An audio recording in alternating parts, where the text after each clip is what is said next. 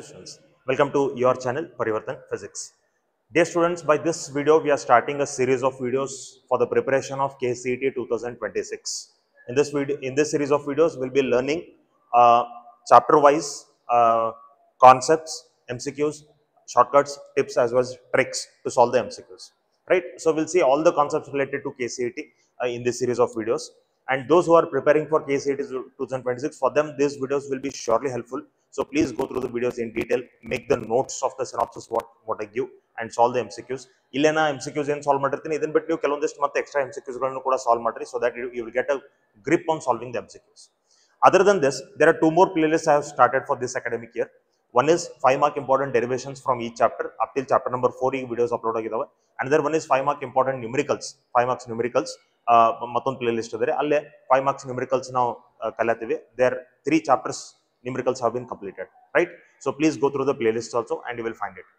And if you are really happy with the content of this channel, or if the content of this channel is helpful for you, please don't forget to subscribe the channel and share the channel, share the video with your friends as well as juniors, right? Please refer the channel to the friends as well as juniors. Okay, ಈಗ ಈ electric charges and field first chapter of second PUC ಇದು ಎರಡು part ಒಳಗೆ ನಾ upload ಮಾಡ್ತೀನಿ. This is the first part. So full chapter ಒಂದೇ part ಒಳಗೆ ಅಂದ್ರೆ it will become very lengthy. So I am dividing it in 2 parts. So ಎರಡು part ಒಳಗೆ ಇದು ಅಪ್ಲೋಡ್ ಆಗ್ತದೆ. ಸೊ ಈ ತರ ಬಿಗರ್ ಚಾಪ್ಟರ್ಸ್ ಏನದಾವ್ರಿ ಮ್ಯಾಕ್ಸಿಮಮ್ 2 or 3 ಮ್ಯಾಕ್ಸಿಮಮ್ 3 ಕಿಂತ ಜಾಸ್ತಿ ಪಾರ್ಟ್ಸ್ ಏನು ಆಗೋದಿಲ್ಲ ರೀ. ಸೊ ಮ್ಯಾಕ್ಸಿಮಮ್ 3 ಪಾರ್ಟ್ಸ್ ಒಳಗೆ ಒಂದು ಚಾಪ್ಟರ್ ನಾನು ಕಂಪ್ಲೀಟ್ ಮಾಡ್ಲಿಕ್ಕೆ ಟ್ರೈ ಮಾಡ್ತೀನಿ ಇಲ್ಲೇ ಈ ಸೀರೀಸ್ ಆಫ್ ವಿಡಿಯೋಸ್. ಸಣ್ಣ ಚಾಪ್ಟರ್ಸ್ ಇದ್ರೆ ಒಂದರೊಳಗೂ ಮುಗಿಬಹುದು, ಎರಡರೊಳಗೂ ಮುಗಿಬಹುದು. ಆಮೇಲೆ ಈ ಚಾಪ್ಟರ್ದ ವಿಡಿಯೋ ಈಗ ಆಲ್ರೆಡಿ ನಾನು ನಿನ್ನೆ ಅಪ್ಲೋಡ್ ಮಾಡಿದ್ದೆ ರೀ. ಬಟ್ ಆ ವಿಡಿಯೋ ಸ್ವಲ್ಪ ಅಲ್ಲೇ ಒಂದು ಎರಡು ಕಾನ್ಸೆಪ್ಟ್ಸ್ ಮಿಸ್ ಆಗಿದ್ದು ಮತ್ತು ಒಂದು ಸ್ವಲ್ಪ ಕ್ವಶನ್ಸ್ ಒಳಗೆಲ್ಲ ಎರರ್ ಇದ್ದು ರೀ. ಸೊ ಅದನ್ನ ವಿಡಿಯೋ ತೆಗೆದು ಹಾಕಿದ್ದೀನಿ. So the same thing I am previous video ಒಳಗೆ ಏನೈತೆ ಅದ ಇಲ್ಲೇ ನಾ ಈಗ ಟೀಚ್ ಮಾಡತ್ತೀನಿ. ಅದು ವಿಡಿಯೋ ಅಂತೂ ಈಗ ನಿಮ್ಗೆ ಅವೈಲೇಬಲ್ ಇರೋದಿಲ್ಲ ರೀ. So will start with electric charges and fields. Okay, so let us begin right from the basic. C, electrification. Electrification means what? Charging a body. How do you charge a body? If you add extra electrons to a body, it will become negatively charged. If you remove electrons from the body, it will become positively charged. So adding electrons negative, removing electrons positive, right? Okay, so there are 3 methods of charging a body. Electrification, the more methods are there. One is charging by friction, charging by conduction and charging by induction. These are the 3 methods. Theory ಒಳಗೂ ಕೂಡ ಇವು ನಿಮಗೆ ಅದಾವೆ. ಸ್ವಲ್ಪ ಅದಕ್ಕೆ related highlights ಗಳನ್ನು ನಾನು ನಿಮಗೆ ಹೇಳ್ಕೊತ ಹೋಗ್ತೀನಿ. ಸೊ ಥಿಯರಿ ಒಳಗೆ ಇರುವಂತ ಕೆಲವೊಂದು ಕಾನ್ಸೆಪ್ಟ್ಸ್ ನಾವು ಇಲ್ಲಿ ಕಲಿತೀವಿ, ಬಟ್ ಅದಕ್ಕೆ ಬೇಕಾದಂತ ಇಂಪಾರ್ಟೆಂಟ್ ಪಾಯಿಂಟ್ಸ್ ಗಳನ್ನ ಇಲ್ಲಿ ಹೈಲೈಟ್ ಮಾಡ್ತಿರ್ತೀನಿ. So that whenever you read the question you will get that idea. Okay, so first one is charging by friction. See, charging by friction means what happens here, you will be rubbing 2 bodies with each other. For example, ಇದೊಂದು ನಮಗೆ silk cloth ಅದ ಅಂತ ಇಟ್ಕೋರಿ. Let me say this is the silk cloth and I am rubbing a glass rod with the silk cloth. ಇದು ನಮಗೆ glass rod ಅದ. I am rubbing a glass rod with silk cloth. See, both are in contact with each other. Silk cloth ಮತ್ತು glass rod ಎರಡು bodies ಒಂದಕ್ಕೊಂದು contact ನಾಗ ಅದಾವ, plus ಅಲ್ಲಿ rubbing ಆಗತ್ತದ್ರಿ, right? there is a relative motion between them. So whenever 2 bodies are brought in contact with each other and they are rubbed against each other, friction happens. Due to friction, what happens? One body will lose the electron and become positive, another body will gain the electron and it will become negative. So here what happens? Glass rod will lose the electron and silk cloth will gain the electrons.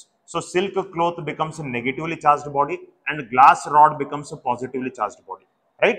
So one body gets a positive charge, another body gets a negative charge. So friction ಒಳಗೆ ಗೊತ್ತಿರಲಿ, friction ಒಳಗೆ ಇಲ್ಲೇ ನಮಗೆ ಒಂದು body positively charge ಆದ್ರೆ ಇನ್ನೊಂದು body negatively charge ಇರ್ತದ್ರಿ. So same charge ಇರೋದಿಲ್ಲ. So in this method bodies acquire equal and unlike charges. Equal and unlike charges ಅಂದ್ರೆ ಇದು ಎಷ್ಟು ಎಲೆಕ್ಟ್ರಾನ್ಸ್ ಲೂಸ್ ಮಾಡ್ಕೊಂಡಿರ್ತದ ಅಷ್ಟೇ ಎಲೆಕ್ಟ್ರಾನ್ಸ್ ಅದಕ್ಕೆ ಬಂದಿರ್ತಾವ್ರಿ. So the same positive charge it will get and same negative charge it will get. So equal amount of charge ಇರ್ತದೆ but opposite ಇರ್ತದ್ರಿ. That is what happens in friction. Friction ಒಳಗೆ ಆ ತರ ನಮಗೆ ಆಗ್ತದ್ರಿ. So ಇಲ್ಲಿ ನೋಡ್ರಿ, when a glass rod is rubbed against silk cloth, the glass rod becomes positive charge. You know this already. I have told you this, right? Next note, charging by conduction. See, charging by friction means 2 bodies are in contact with each other and there is rubbing motion. ಅಂದ್ರೆ there is a relative motion between the 2 bodies. Conduction means here you have to bring 2 bodies in contact but they should not be rubbing against each other. Rubbing ಆಯ್ತಂದ್ರೆ ಅದು ಮತ್ತೆ friction ಆಗ್ತದ್ರಿ. So ಬರೀ touch ಮಾಡ್ಬೇಕಷ್ಟೇ ನೀವು. So ಇಲ್ಲಿ conduction ಒಳಗೆ ಏನಾಗ್ತದ್ರಿ, ಈಗ ನೋಡ್ರಿ ಇದೊಂದು ಫಸ್ಟ್ ಸ್ಪಿಯರ್ ಅದ ಅಂತ ಇಟ್ಕೋರಿ, ಒಂದು ಮೆಟಲ್ ಸ್ಪಿಯರ್ ಅದ ಅಂತ ಇಟ್ಕೋರಿ. ಈ ಮೆಟಲ್ ಸ್ಪಿಯರ್ ಮೇಲೆ let me say the charges Q1 and here I am having one more sphere. Okay, let me call this sphere as A and this sphere as B. This sphere is uncharged. ಇದು ನಮಗೆ uncharged ಅದ. Okay ಅಂತ ಅನ್ಕೊಳ್ಳಿ, uncharged ಅದ ಅಂತ ಅನ್ಕೊಳ್ಳೋಣ. ಈಗ ನಾ ಈ ಚಾರ್ಜ್ಡ್ ಸ್ಪಿಯರ್ ಮತ್ತು ಅನ್ಚಾರ್ಜ್ಡ್ ಸ್ಪಿಯರ್ ಎರಡಕ್ಕೂ ನಾ ಒಂದಕ್ಕೊಂದು ಕಾಂಟ್ಯಾಕ್ಟ್ ನ ತಗೊಂಡ್ ಬರ್ತೀನಿ. This is A, this is B. So this is having charge Q1 and this is having charge 0. So ಈಗ ಏನಾಗ್ತದ್ರಿ, ಟೋಟಲ್ ಇದ್ರದ್ದು charge Q1 plus 0 is equal to Q1 ಅಂತ ನಮ್ಗೆ ಚಾರ್ಜ್ ಬರ್ತದ್ರಿ. ಸೊ ಈ Q1 ಚಾರ್ಜಿಗೆ ಏನಾಗ್ತದೆ, when you separate these both bodies, ಇವೆರಡು spheres ನೀವು ಸಪರೇಟ್ ಮಾಡಿದ್ಮೇಲೆ, if you separate these both spheres, ಅವಾಗ ಈ Q1 ಹಾಫ್ ಚಾರ್ಜ್ ನಮಗೆ ಎಗ್ ಹೋಗ್ತದ್ರಿ, ಹಾಫ್ ಚಾರ್ಜ್ ನಮಗೆ ಬಿ ಹೋಗ್ತದ್ರಿ, right. But both will be having the same polarity, ಎರಡಕ್ಕೂ ಸೇಮ್ ಪೊಲಾರಿಟಿ ಇರ್ತದ್ರಿ. ಇದು ಪಾಸಿಟಿವ್ ಇದ್ರೆ ಇದ ಪಾಸಿಟಿವ್ ಚಾರ್ಜ್ ನಮ್ಗೆ ಎರಡು ಕಡೆ ಡಿಸ್ಟ್ರಿಬ್ಯೂಟ್ ಆಗಿರ್ತದ್ರಿ. ಸೊ ಕಂಡಕ್ಷನ್ ಒಳಗೆ ನಾವ್ ಏನ್ ಮಾಡತ್ತೀವಿ, we are bringing two bodies in contact with each other. One is charge here. ಈಗ ನಾ ತಗೊಂಡಿರೋ ಎಕ್ಸಾಂಪಲ್ ಒಳಗೆ ಒಂದು ಚಾರ್ಜ್ ಇರದ, ಒಂದು ಅನ್ಚಾರ್ಜ್ ಇರದ್ರಿ. ಹಿಂಗ ಇರ್ಬೇಕಂತ ಏನಿಲ್ಲ, ಎರಡೂ ಚಾರ್ಜ್ ಇರ್ಬೋದು, ಒಂದು ಚಾರ್ಜ್ ಇನ್ನೊಂದು ಅನ್ಚಾರ್ಜ್ ಇರ್ಬೋದು. Anything cases okay, right. So ಈಗ ಸದ್ಯಕ್ಕೆ ನಾ ಒಂದು ಚಾರ್ಜ್ ತಗೊಂಡಿದ್ದೀನಿ, ಇನ್ನೊಂದು ಅನ್ಚಾರ್ಜ್ ತಗೊಂಡಿದ್ದೀನಿ, ಕರೆಕ್ಟ್. ಸೊ ಇಲ್ಲಿ ಏನಾಗ್ತದ್ರಿ, when you bring two bodies in contact with each other, ಎರಡು ಬಾಡೀಸ್ ನೀವು ಒಂದಕ್ಕೊಂದು ಟಚ್ ಮಾಡಿದಾಗ, ಕಾಂಟ್ಯಾಕ್ಟ್ ತಗೊಂಡ್ ಬಂದಾಗ, ನೀವು ಅದ್ರ ಫಿಸಿಕಲಿ ಟಚ್ ಮಾಡ್ರಿ ಅಥವಾ ಒಂದು ವೈರ್ ತಗೊಂಡು ಕನೆಕ್ಟ್ ಮಾಡ್ರೂ ಕೂಡ ಅದು ಕಂಡಕ್ಷನ್ ಅಂದಂಗನ್ರಿ. ಅವು ಕಾಂಟ್ಯಾಕ್ಟ್ ದಾಗ ಬಂದು ಅಂತೇಳಿ ಅಂತ ಅರ್ಥ ಆಗ್ತದೆ, right. If you connect it with a wire. So when you touch them each other at that time, ಈ ಸಿಸ್ಟಮ್ ಟೋಟಲ್ ಚಾರ್ಜ್ ಏನಾಗ್ತದಪ್ಪ ಅಂತಾರೆ, charge on A plus charge on B, right. ಈಗ ಸಪೋಸ್ ಬಿ ಚಾರ್ಜ್ ಇತ್ತಂದ್ರೆ ಇಲ್ಲಿ Q2 ಅಂತ ತಗೋಬೇಕು ನೀವು. So ಆ ಟೋಟಲ್ ಚಾರ್ಜ್ ಏನಿರ್ತದಲ್ಲ, ಇವೆರಡು ಟಚ್ ಮಾಡಿದ ಕೂಡಲೇ ಟೋಟಲ್ ಚಾರ್ಜ್ ಏನ್ ಬರ್ತದೆ, ಅದು ನಮಗೆ ಎರಡು ಈಕ್ವಲ್ ಹಾಫ್ ದಾಗ ಡಿವೈಡ್ ಆಗ್ತದೆ, ರೈಟ್. ನೀವು ಎರಡು ಬಾಡೀಸ್ ಸಪರೇಟ್ ಮಾಡಿದ ಕೂಡಲೇ ಎರಡು ಈಕ್ವಲ್ ಹಾಫ್ ದಾಗ ಡಿವೈಡ್ ಆಗ್ತದೆ. ಬಟ್ ಕಂಡೀಷನ್ ಏನೇ, ಎರಡು ಸಿಮಿಲರ್ ಐಡೆಂಟಿಕಲ್ ಸ್ಪಿಯರ್ಸ್ ಇರಬೇಕು, ಸೈಜ್ ಸೇಮ್ ಇರುವಂತದ್ದು ಇರಬೇಕು, ಮೆಟಲ್ ಸೇಮ್ ಇರುವಂತದ್ದು ಇರಬೇಕು. ಸೊ ಐಡೆಂಟಿಕಲ್ ಸ್ಪಿಯರ್ಸ್ ಇದ್ರೆ ಮಾತ್ರ ಆ ಟೋಟಲ್ ಚಾರ್ಜ್ ಏನದಲ್ಲ ಅದು ನಮಗೆ ಎರಡು ಈಕ್ವಲ್ ಹಾಫ್ ದಾಗ ಡಿವೈಡ್ ಆಗ್ತದೆ. It will get divided in two equal halves, right. So Q1 charge will get divided Q1 by 2, Q1 by 2. So B charge initially there was no charge, B body was having no charge, now it got plus Q1 by 2. So equal charge ಬಂದದೆ, same type of charge ಬಂದತ್ರಿ. Friction ಒಳಗೆ ಒಂದು positive ಇದ್ರೆ ಇನ್ನೊಂದು negative ಆಗ್ತಿತ್ತು, ಇಲ್ಲಿ ಹಂಗಿಲ್ಲ, ಎರಡು ಪಾಸಿಟಿವ್ ಆಗ್ತವ್ರೆ, ರೈಟ್. ಸೊ ದಟ್ಸ್ ವೈ ಈಗ ಫಾರ್ ಎಕ್ಸಾಂಪಲ್ ಈಗ ಇದು ಒಂದು ಚಾರ್ಜ್ ಇದೆ, ಇನ್ನೊಂದು ಅನ್ಚಾರ್ಜ್ ಇದನ್ನ ತಗೊಂಡ್ರಿ. ಈಗ ನಾ ಎರಡು ಚಾರ್ಜ್ ತಗೊಂಡಿ ಅಂತ ಇಟ್ಕೊರಿ, ಇದು Q2 ಚಾರ್ಜ್ ಅದ ಅಂತ ಇಟ್ಕೊರಿ. If this is having Q2 charge, then total charge will be Q1 plus Q2. So ಆಮೇಲೆ ಇಲ್ಲಿ ಚಾರ್ಜ್ ಏನಾಗ್ತದ್ರಿ, Q1 plus Q2 by 2, Q1 plus Q2 by 2 charge ನಮಗೆ ಎರಡು ಸ್ಪಿಯರ್ ಬರ್ತದೆ. ಹಾಫ್ ಆಫ್ ದಿಸ್, ಈ ಟೋಟಲ್ ಚಾರ್ಜ್ ಏನಿರ್ತದಲ್ಲ ಇದರದ half ಇದಕ್ಕೆ ಹೋಗ್ತದೆ, ಇದರದ ಹಾಫ್ ಇದಕ್ಕೆ ಹೋಗ್ತದ್ರಿ. That's what we have written here. Charge on each sphere is equal to Q1 plus Q2 by 2, ಇದು divided by 2, right. This is when two identical metal spheres carrying charges Q1 and Q2 are brought in contact and then they are separated. ಅವಾಗ each sphere ಮೇಲೆ ಎಷ್ಟು charge ನಮಗೆ ಬರ್ತದ್ರಿ, correct. Okay, so that is all about conduction. Friction ಒಳಗ opposite charges ಬರ್ತದೆ, ಎರಡು ಬಾಡಿಗೆ opposite charges ಸಿಗ್ತವೆ. ಕಂಡಕ್ಷನ್ ಒಳಗೆ ನಮಗೆ same type of charge, positive positive ಅಥವಾ ನೆಗೆಟಿವ್ ಸಿಗ್ತದ್ರಿ. ಓಕೆ, ನೆಕ್ಸ್ಟ್ ಇಲ್ಲಿ ನಾವು ಒಂದು ಸಿಂಪಲ್ ಎಕ್ಸಾಂಪಲ್ ನಾವು ತಗೊಳ್ಳೋಣ. ಸಿ, ಈಗ ಫಸ್ಟ್ ಸ್ಪಿಯರ್ ಏನದ, let me say it is having a charge of +2 coulomb. Second sphere ಏನದ, let me say it is having a charge of -6 coulomb ಅಂತ ಇಟ್ಕೊರಿ, -6 coulomb. Okay, so when you bring them in contact with each other, the system will have a charge of +2 - 6 is equal to -4 coulomb. ಇದು ನಮಗೆ total charge ಬರ್ತದೆ. ಈ -4 ಕೂಲಂಬಿಗೆ ಎರಡು equal half the divide ಆಗ್ತದೆ. So -2 coulomb -2 coulomb ಈ ತರ ನಮಗೆ charges ಇದಕ್ಕೆ ಬರ್ತಾವೆ, ಕರೆಕ್ಟ್. ಈ ತರ ನೀವು ತಗೊಂಡ್ರು ಓಕೆ, ಅಥವಾ if you take it like this then also it is okay, otherwise you can take it like this also. ಹಿಂಗ್ ಬಂದಾಗೂ ಕೂಡ ನಮಗೆ ಸೇಮ್ ಟು ಸೇಮ್ ಬರ್ತದ್ರಿ. ಈಗ ಈ ಕಡೆ ನಂಗೆ +4 ಕೂಲಮ್ ಬದ, ಈ ಕಡೆ ನಂಗೆ +6 ಕೂಲಮ್ ಬದ ಅಂತ ಇಟ್ಕೊರಿ. Let me say +6 coulomb, right. So if you add these both +4 + 6 it will be equal to +10. ಈಗ ಈ +10 ನಮಗೆ ಎರಡು ಈಕ್ವಲ್ ಹಾಫ್ ದಾಗ ಡಿವೈಡ್ ಆಗ್ತದ್ರಿ, +5 +5. So like this what happens, they will get divided. Okay, so ಈಗ ನೆಕ್ಸ್ಟ್ ನೋಡ್ರಿ. Otherwise ಈಗ ನಾ ಎರಡು ನೆಗೆಟಿವ್ ತಗೊಂಡ್ರೆ, if I take both negative, -5 let me say -5 - 7, right. So -5 - 7 will be equal to -12. ಇದು ನಮಗೆ -6 ಮತ್ತು -6 ದಾಗ ಡಿವೈಡ್ ಆಗ್ತದ್ರಿ. ಸೊ ಹಿಂಗ ಎರಡು ಬಾಡೀಸ್ ಇನ್ ಕಾಂಟ್ಯಾಕ್ಟ್ ನಾಗ ತಗೊಂಡ್ ಬಂದಾಗ both the charges will get added algebraically. ಎರಡು ಚಾರ್ಜಸ್ ಅಲ್ಜಿಬ್ರಿಕಲಿ ಆಡ್ ಆಗಿ ಆಮೇಲೆ ಈಕ್ವಲಿ ಡಿವೈಡ್ ಆಗ್ತದ್ರಿ, ಐಡೆಂಟಿಕಲ್ ಸ್ಪಿಯರ್ಸ್ ಇದ್ರಿ, correct. This is how the conduction works. ಈ ತರ ನಮ್ಮ ಕಂಡಕ್ಷನ್ ವರ್ಕ್ ಆಗ್ತದ್ರಿ. ಇನ್ನ ಕೆಲವೊಂದು ಕೇಸ್ನಾಗ ನಮಗೆ ಚಾರ್ಜಸ್ ಗಳನ್ನ ಆಡ್ ಮಾಡ್ತಾರೆ, ದಟ್ ವಿಲ್ ಸಿ ಲೇಟರ್, ಅದನ್ನ ಆಮೇಲೆ ಹೇಳ್ತೀನಿ. Okay, charging by induction. First method was friction, second one conduction, third one is induction. See, induced charge is always opposite. This is L, right? This is L. Induced charge is always opposite and less than inducing charge. Okay, this is. See, let me say here we are having a sphere. ಈಗ sphere uncharged ಅದ ಅಂತ ನಾ ಹೇಳ್ತೀನಿ. Uncharged ಅಂದ್ರೆ ಇದ್ರ meaning ಏನ್ರಿ? It is having same number of positive and negative charges, right? See if a body is having same number of positive and negative charges, then it is called uncharged sphere. ಅದಕ್ಕೆ uncharged ಅಂತ ಕರಿತೀವಿ. In case ಇದ್ರೊಳಗಿಂದ ಒಂದು electron ಅನ್ನ ತೆಗೆದು ಹಾಕಿನಿ ಅಂತ ಇಟ್ಕೋರಿ. If I remove an electron from this, ಈಗ ಒಂದು ಎಲೆಕ್ಟ್ರಾನ್ ನ ತೆಗೆದಿಲ್ಲ ಹಾಕಿನಪ್ಪ ಅಂತಂದ್ರೆ ದಿಸ್ ಎಲೆಕ್ಟ್ರಾನ್ ಇಸ್ ಗಾನ್. ಈಗ ನಮಗೆ ಏನಾಯ್ತ್ರಿ? There are 3 positive charges and 2 negative charges. So ಇಲ್ಲೇ 2 positive and 2 negative will get cancelled. ಈಗ ಸ್ಪಿಯರ್ ಮೇಲೆ ಚಾರ್ಜ್ ಎಷ್ಟು ಉಳಿತ್ರಿ? ಪ್ಲಸ್ ಚಾರ್ಜ್ ನಮಗೆ ಉಳಿತು. So if you remove an electron, it will become positively charged body.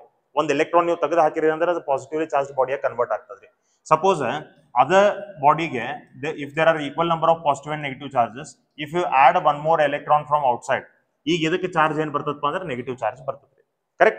So uncharged body means it indicates there are equal number of positive and negative charges in the sphere. There are equal number of positive and negative charges in the sphere, right? Okay, so ಈಗ induction ಒಳಗೆ ನಮಗೆ ಏನಾಗ್ತದ್ರಿ? Let me say this is an uncharged body. Uncharged body means it is having equal number of positive and negative charges. When you bring a charged body towards it, ಒಂದು charged body ನೀವು ಅದರ ಸಮೀಪ ತಗೊಂಡು ಬರ್ರಿ, touch ಮಾಡಬೇಡ್ರಿ. Don't touch it, you just bring it close to that. ಅವಾಗ ಏನಾಗ್ತದ್ರಿ? Here this body, ಈ ಬಾಡಿ ಒಳಗೆ ಇರುವಂತ ಪಾಸಿಟಿವ್ ಚಾರ್ಜಸ್ ಒಂದ್ ಕಡೆ ಬರ್ತಾವ due to attraction, negative charges ಒಂದ್ ಕಡೆ ಹೋಗ್ತಾವ್ರಿ due to repulsion, right? So ಇದನ್ನ ನೀವು ಅರ್ಥಿಂಗ್ ಮಾಡ್ಕೊಂಡ್ರಿ ಅಂತಂದ್ರೆ all these negative charges will go to earth. ಇವೆಲ್ಲ ನೆಗೆಟಿವ್ ಚಾರ್ಜಸ್ ಅರ್ಥಕ್ಕೆ ಹೋಗ್ತಾವ್ರಿ. ಆಮೇಲೆ ನೀವು ಇದನ್ನ ಈ ಚಾರ್ಜೆಡ್ ಬಾಡಿ ತೆಗೆದ್ಬಿಡ್ರಿ. ಈಗ ಇದಕ್ಕೆ ನಮಗೆ ಚಾರ್ಜ್ ಏನ್ ಬಂತ? ನಾವು this is positively charged body, right? This is positively charged body ನಾವು.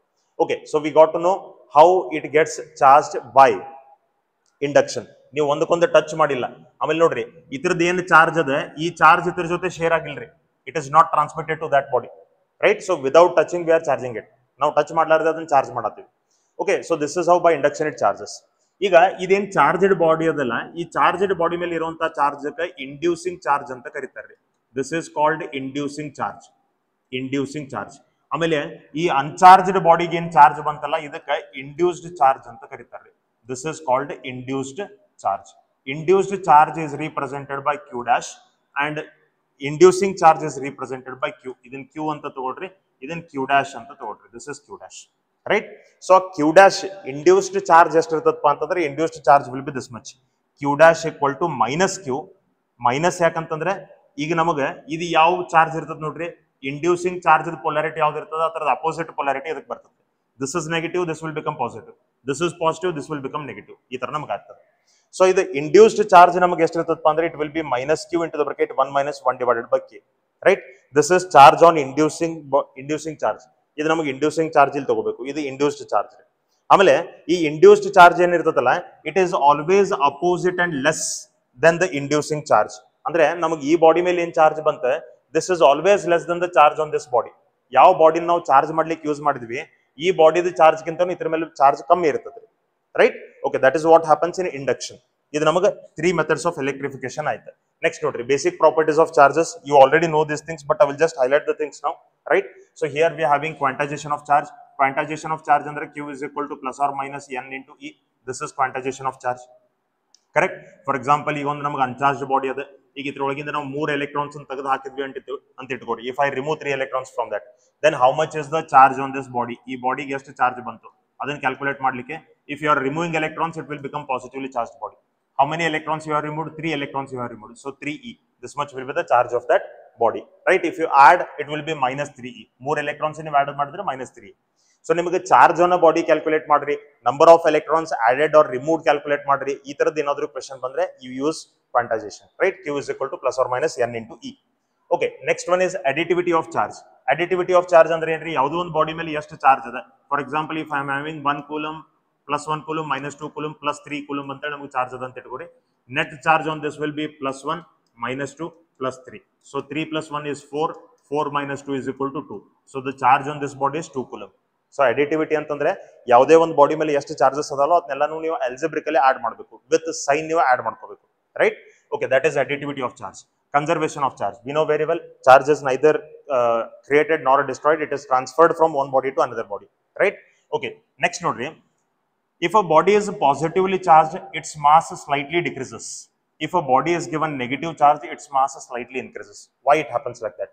ಈಗ ನೋಡ್ರಿ, a body is positively charged ಅಂತಂದ್ರೆ ಈಗ ನೋಡ್ರಿ ಇದರದ ಚಾರ್ಜ್ plus 2e ಅದಪ್ಪ ಅಂದ್ರೆ ಇದರ ಅರ್ಥ we have removed 2 electrons from this. 2 electrons ಗಳನ್ನ ನಾವು ಅದರಾಗಿಂದ ತೆಗೆದು ಹಾಕಿದೀವಿ ಅಂತ ಅರ್ಥ, right. If you remove 2 electrons from that, ಒಂದು ಎಲೆಕ್ಟ್ರಾನ್ ಮಾಸ್ ನಮಗೆ ಎಷ್ಟು ಇರ್ತೈತ್ರಿ? Mass of 1 electron will be 9.1 into 10 to the power 30 minus 31 kg. So ಒಂದು ಎಲೆಕ್ಟ್ರಾನ್ ನೀವು ಈ ಬಾಡಿ ಒಳಗಿನ ತೆಗೆದ್ರಿ ಅಂತಂದ್ರೆ ಎಷ್ಟು ಮಾಸ್ ಕಮ್ಮಿ ಆಯ್ತು, this much mass got reduced. 2 electrons ನೀವು ತೆಗೆದು ಹಾಕಿದ್ರೆ ಇದಕ್ಕೆ ಇಂಟು ಟು ಅಷ್ಟು ಮಾಸ್ ನಮಗೆ ಕಮ್ಮಿ ಆಯ್ತು. So if you remove electrons it becomes positively charged but mass decreases. If you add electrons, that body will become negatively charged and its mass increases. ಯಾಕಂದ್ರೆ electrons ನೀವು extra add ಮಾಡತ್ತೀರ ಅದಕ್ಕೆ. So if you remove electrons from a body, it becomes positively charged and its mass slightly decreases. If you add electrons, it will become negatively charged and its mass slightly increases, right? This is what happens. Next ನೋಡ್ರಿ, charge is ರಿಲೇಟಿವಿಸ್ಟಿಕಲಿ ಇನ್ವೇರಿಯಂಟ್ ಅಂತಂದ್ರೆ, ಈಗ for example ಇಲ್ಲಿ ನಮಗೊಂದು body ಅದ ರೀ, let me say we are having a body here, ಅದ್ರ ಮೇಲೆ ನಮಗೆ +10 ಕೂಲಂಬ್ ಚಾರ್ಜ್ ಅದ ಅಂತ ಇಟ್ಕೊಡಿ, ರೆಸ್ಟ್ ಒಳಗದ ಇದು, this body is in rest. If I start moving this body which is at rest with a speed of 100 meter per second, then the charge on this body will not change, it remains same. ಅಂದ್ರೆ ಆ body ನಮಗೆ speed move ಆಗೋದ್ರಿಂದ ಅದ್ರದ್ದು charge ಹೆಚ್ಚಾಗ್ತದ ಅಥವಾ ಕಮ್ಮಿ ಆಗ್ತದ ಅಂತ ಏನೂ ಇಲ್ಲ. By the motion of the body, the charge on the body will not get varied. ಅದ್ರ ಮೋಷನ್ ದಿಂದಾಗೆ ಅದ್ರ ಮೇಲೆ ಇರುವಂತ ಚಾರ್ಜ್ ನಮಗೆ ಚೇಂಜಸ್ ಆಗಂಗಿಲ್ರಿ, charge remains same. So it is invariant with respect to the motion of the body. Next ನೋಡ್ರಿ, charge distributes uniformly over the surface of a conductor but on insulator it stays at same place. Okay, ಇದರ ಅರ್ಥ ಏನ? See, if this is a conductor ಅಂದ್ರೆ ಏನ, ಇದು metal ದಿಂದ ಮಾಡಿದಂತ ಒಂದು ಸ್ಪಿಯರ್ ಅದ ಅಂತ ಇಟ್ಕೋರಿ. If you are supplying charges to this, ಇದಕ್ಕೆ ನೀವು ಚಾರ್ಜಸ್ ಅನ್ನು ಸಪ್ಲೈ ಮಾಡತ್ತೀರಿ ಅಂತ ಇಟ್ಕೋರಿ. ಇದಕ್ಕೆ ಕೊಟ್ಟಂತ ಚಾರ್ಜ್ ನೀವು ಈ ಪಾಯಿಂಟ್ ದಾಗ ಅದಕ್ಕೆ ಚಾರ್ಜ್ ಏನು ಕೊಡತ್ತೀರಿ, ಅದು ಕೊಟ್ಟಂತ ಚಾರ್ಜ್ ಏನಾಗ್ತದಪ್ಪ ಅಂದ್ರೆ it will get distributed uniformly on all the surface, entire surface of that metal. ಆ ಸರ್ಫೇಸ್ ಮೇಲೆ ನಮಗೆ ಯೂನಿಫಾರ್ಮ್ಲಿ ಡಿಸ್ಟ್ರಿಬ್ಯೂಟ್ ಆಗ್ತದೆ, ಕರೆಕ್ಟ್. ಇದು ಮೆಟಲ್ ಅಂದ್ರೆ ಕಂಡಕ್ಟರ್ಸ್ ಇದ್ದಾಗ. ಸಪೋಸ್ ನಮಗೆ ಇನ್ಸುಲೇಟರ್ ಅಂದ್ರೆ ಪ್ಲಾಸ್ಟಿಕ್ ದಿತ್ ಅಂತ ಇಟ್ಕೋರಿ. If this is of plastic insulator, ನೀವು ಈ ಪಾಯಿಂಟ್ ದಾಗ ಚಾರ್ಜ್ ಕೊಡತ್ತೀರಿ. ಸೊ ನೀವು ಕೊಡೋಂತ ಚಾರ್ಜ್ ಎಲ್ಲಾನು ಏನಾಗ್ತದಪ್ಪ ಅಂದ್ರೆ it gets accumulated here only, it will not get distributed. ಅದು ಡಿಸ್ಟ್ರಿಬ್ಯೂಟ್ ಆಗಂಗಿಲ್ಲ, ಅದೇ ಪಾಯಿಂಟ್ ಒಳಗನ ಕುಂತು ಬಿಡ್ತದೆ, ರೈಟ್. ನೆಕ್ಸ್ಟ್ ನೋಡ್ರಿ, ಸಪೋಸ್ ಈಗ ನೀವು ಒಂದು ಮೆಟಲ್ ತಗೊಂಡಿದ್ದೀರಿ, ಇದು ನಮಗೊಂದು ಪರ್ಫೆಕ್ಟ್ ಜಾಮೆಟ್ರಿಕಲ್ ಶೇಪ್ ಇರುವಂತ ಮೆಟಲ್ ಅದ, ಇದಕ್ಕೆ ನಾ ಸ್ಪಿಯರ್ ಅಂತ ಕರಿತೀವಿ. ಸೊ ಸ್ಪಿಯರ್ ಇತ್ತಪ್ಪ ಅಂತಂದ್ರೆ ಇದಕ್ಕೆ ಚಾರ್ಜ್ ನಮಗೆ ಏನಾಗ್ತದ್ರಿ, ಯೂನಿಫಾರ್ಮ್ಲಿ ಈ ತರ ಡಿಸ್ಟ್ರಿಬ್ಯೂಟ್ ಆಗ್ತದ್ರಿ if it is a sphere. ಬೇರೆ ಯಾವುದೋ ಒಂದು ಜಾಮೆಟ್ರಿಕಲ್ ಶೇಪ್, ಸ್ಪಿಯರ್ ಇರಬೇಕು, ಇಲ್ಲ ರೆಕ್ಟಾಂಗಲ್ ಇರಬೇಕು, ಇಲ್ಲ ಟ್ರಯಾಂಗಲ್ ಇರಬೇಕು, ಈ ತರದೊಂದು ಯಾವುದೋ ಜಾಮೆಟ್ರಿಕಲ್ ಶೇಪ್ ಇತ್ತಪ್ಪ ಅಂತಂದ್ರೆ ಆ ಬಾಡಿಗೆ ನೀವು ಕೊಟ್ಟಂತ ಚಾರ್ಜ್ ಏನಾಗ್ತದ್ರಿ, ಯೂನಿಫಾರ್ಮ್ಲಿ ಡಿಸ್ಟ್ರಿಬ್ಯೂಟ್ ಆಗ್ತದ್ರಿ. It gets distributed uniformly.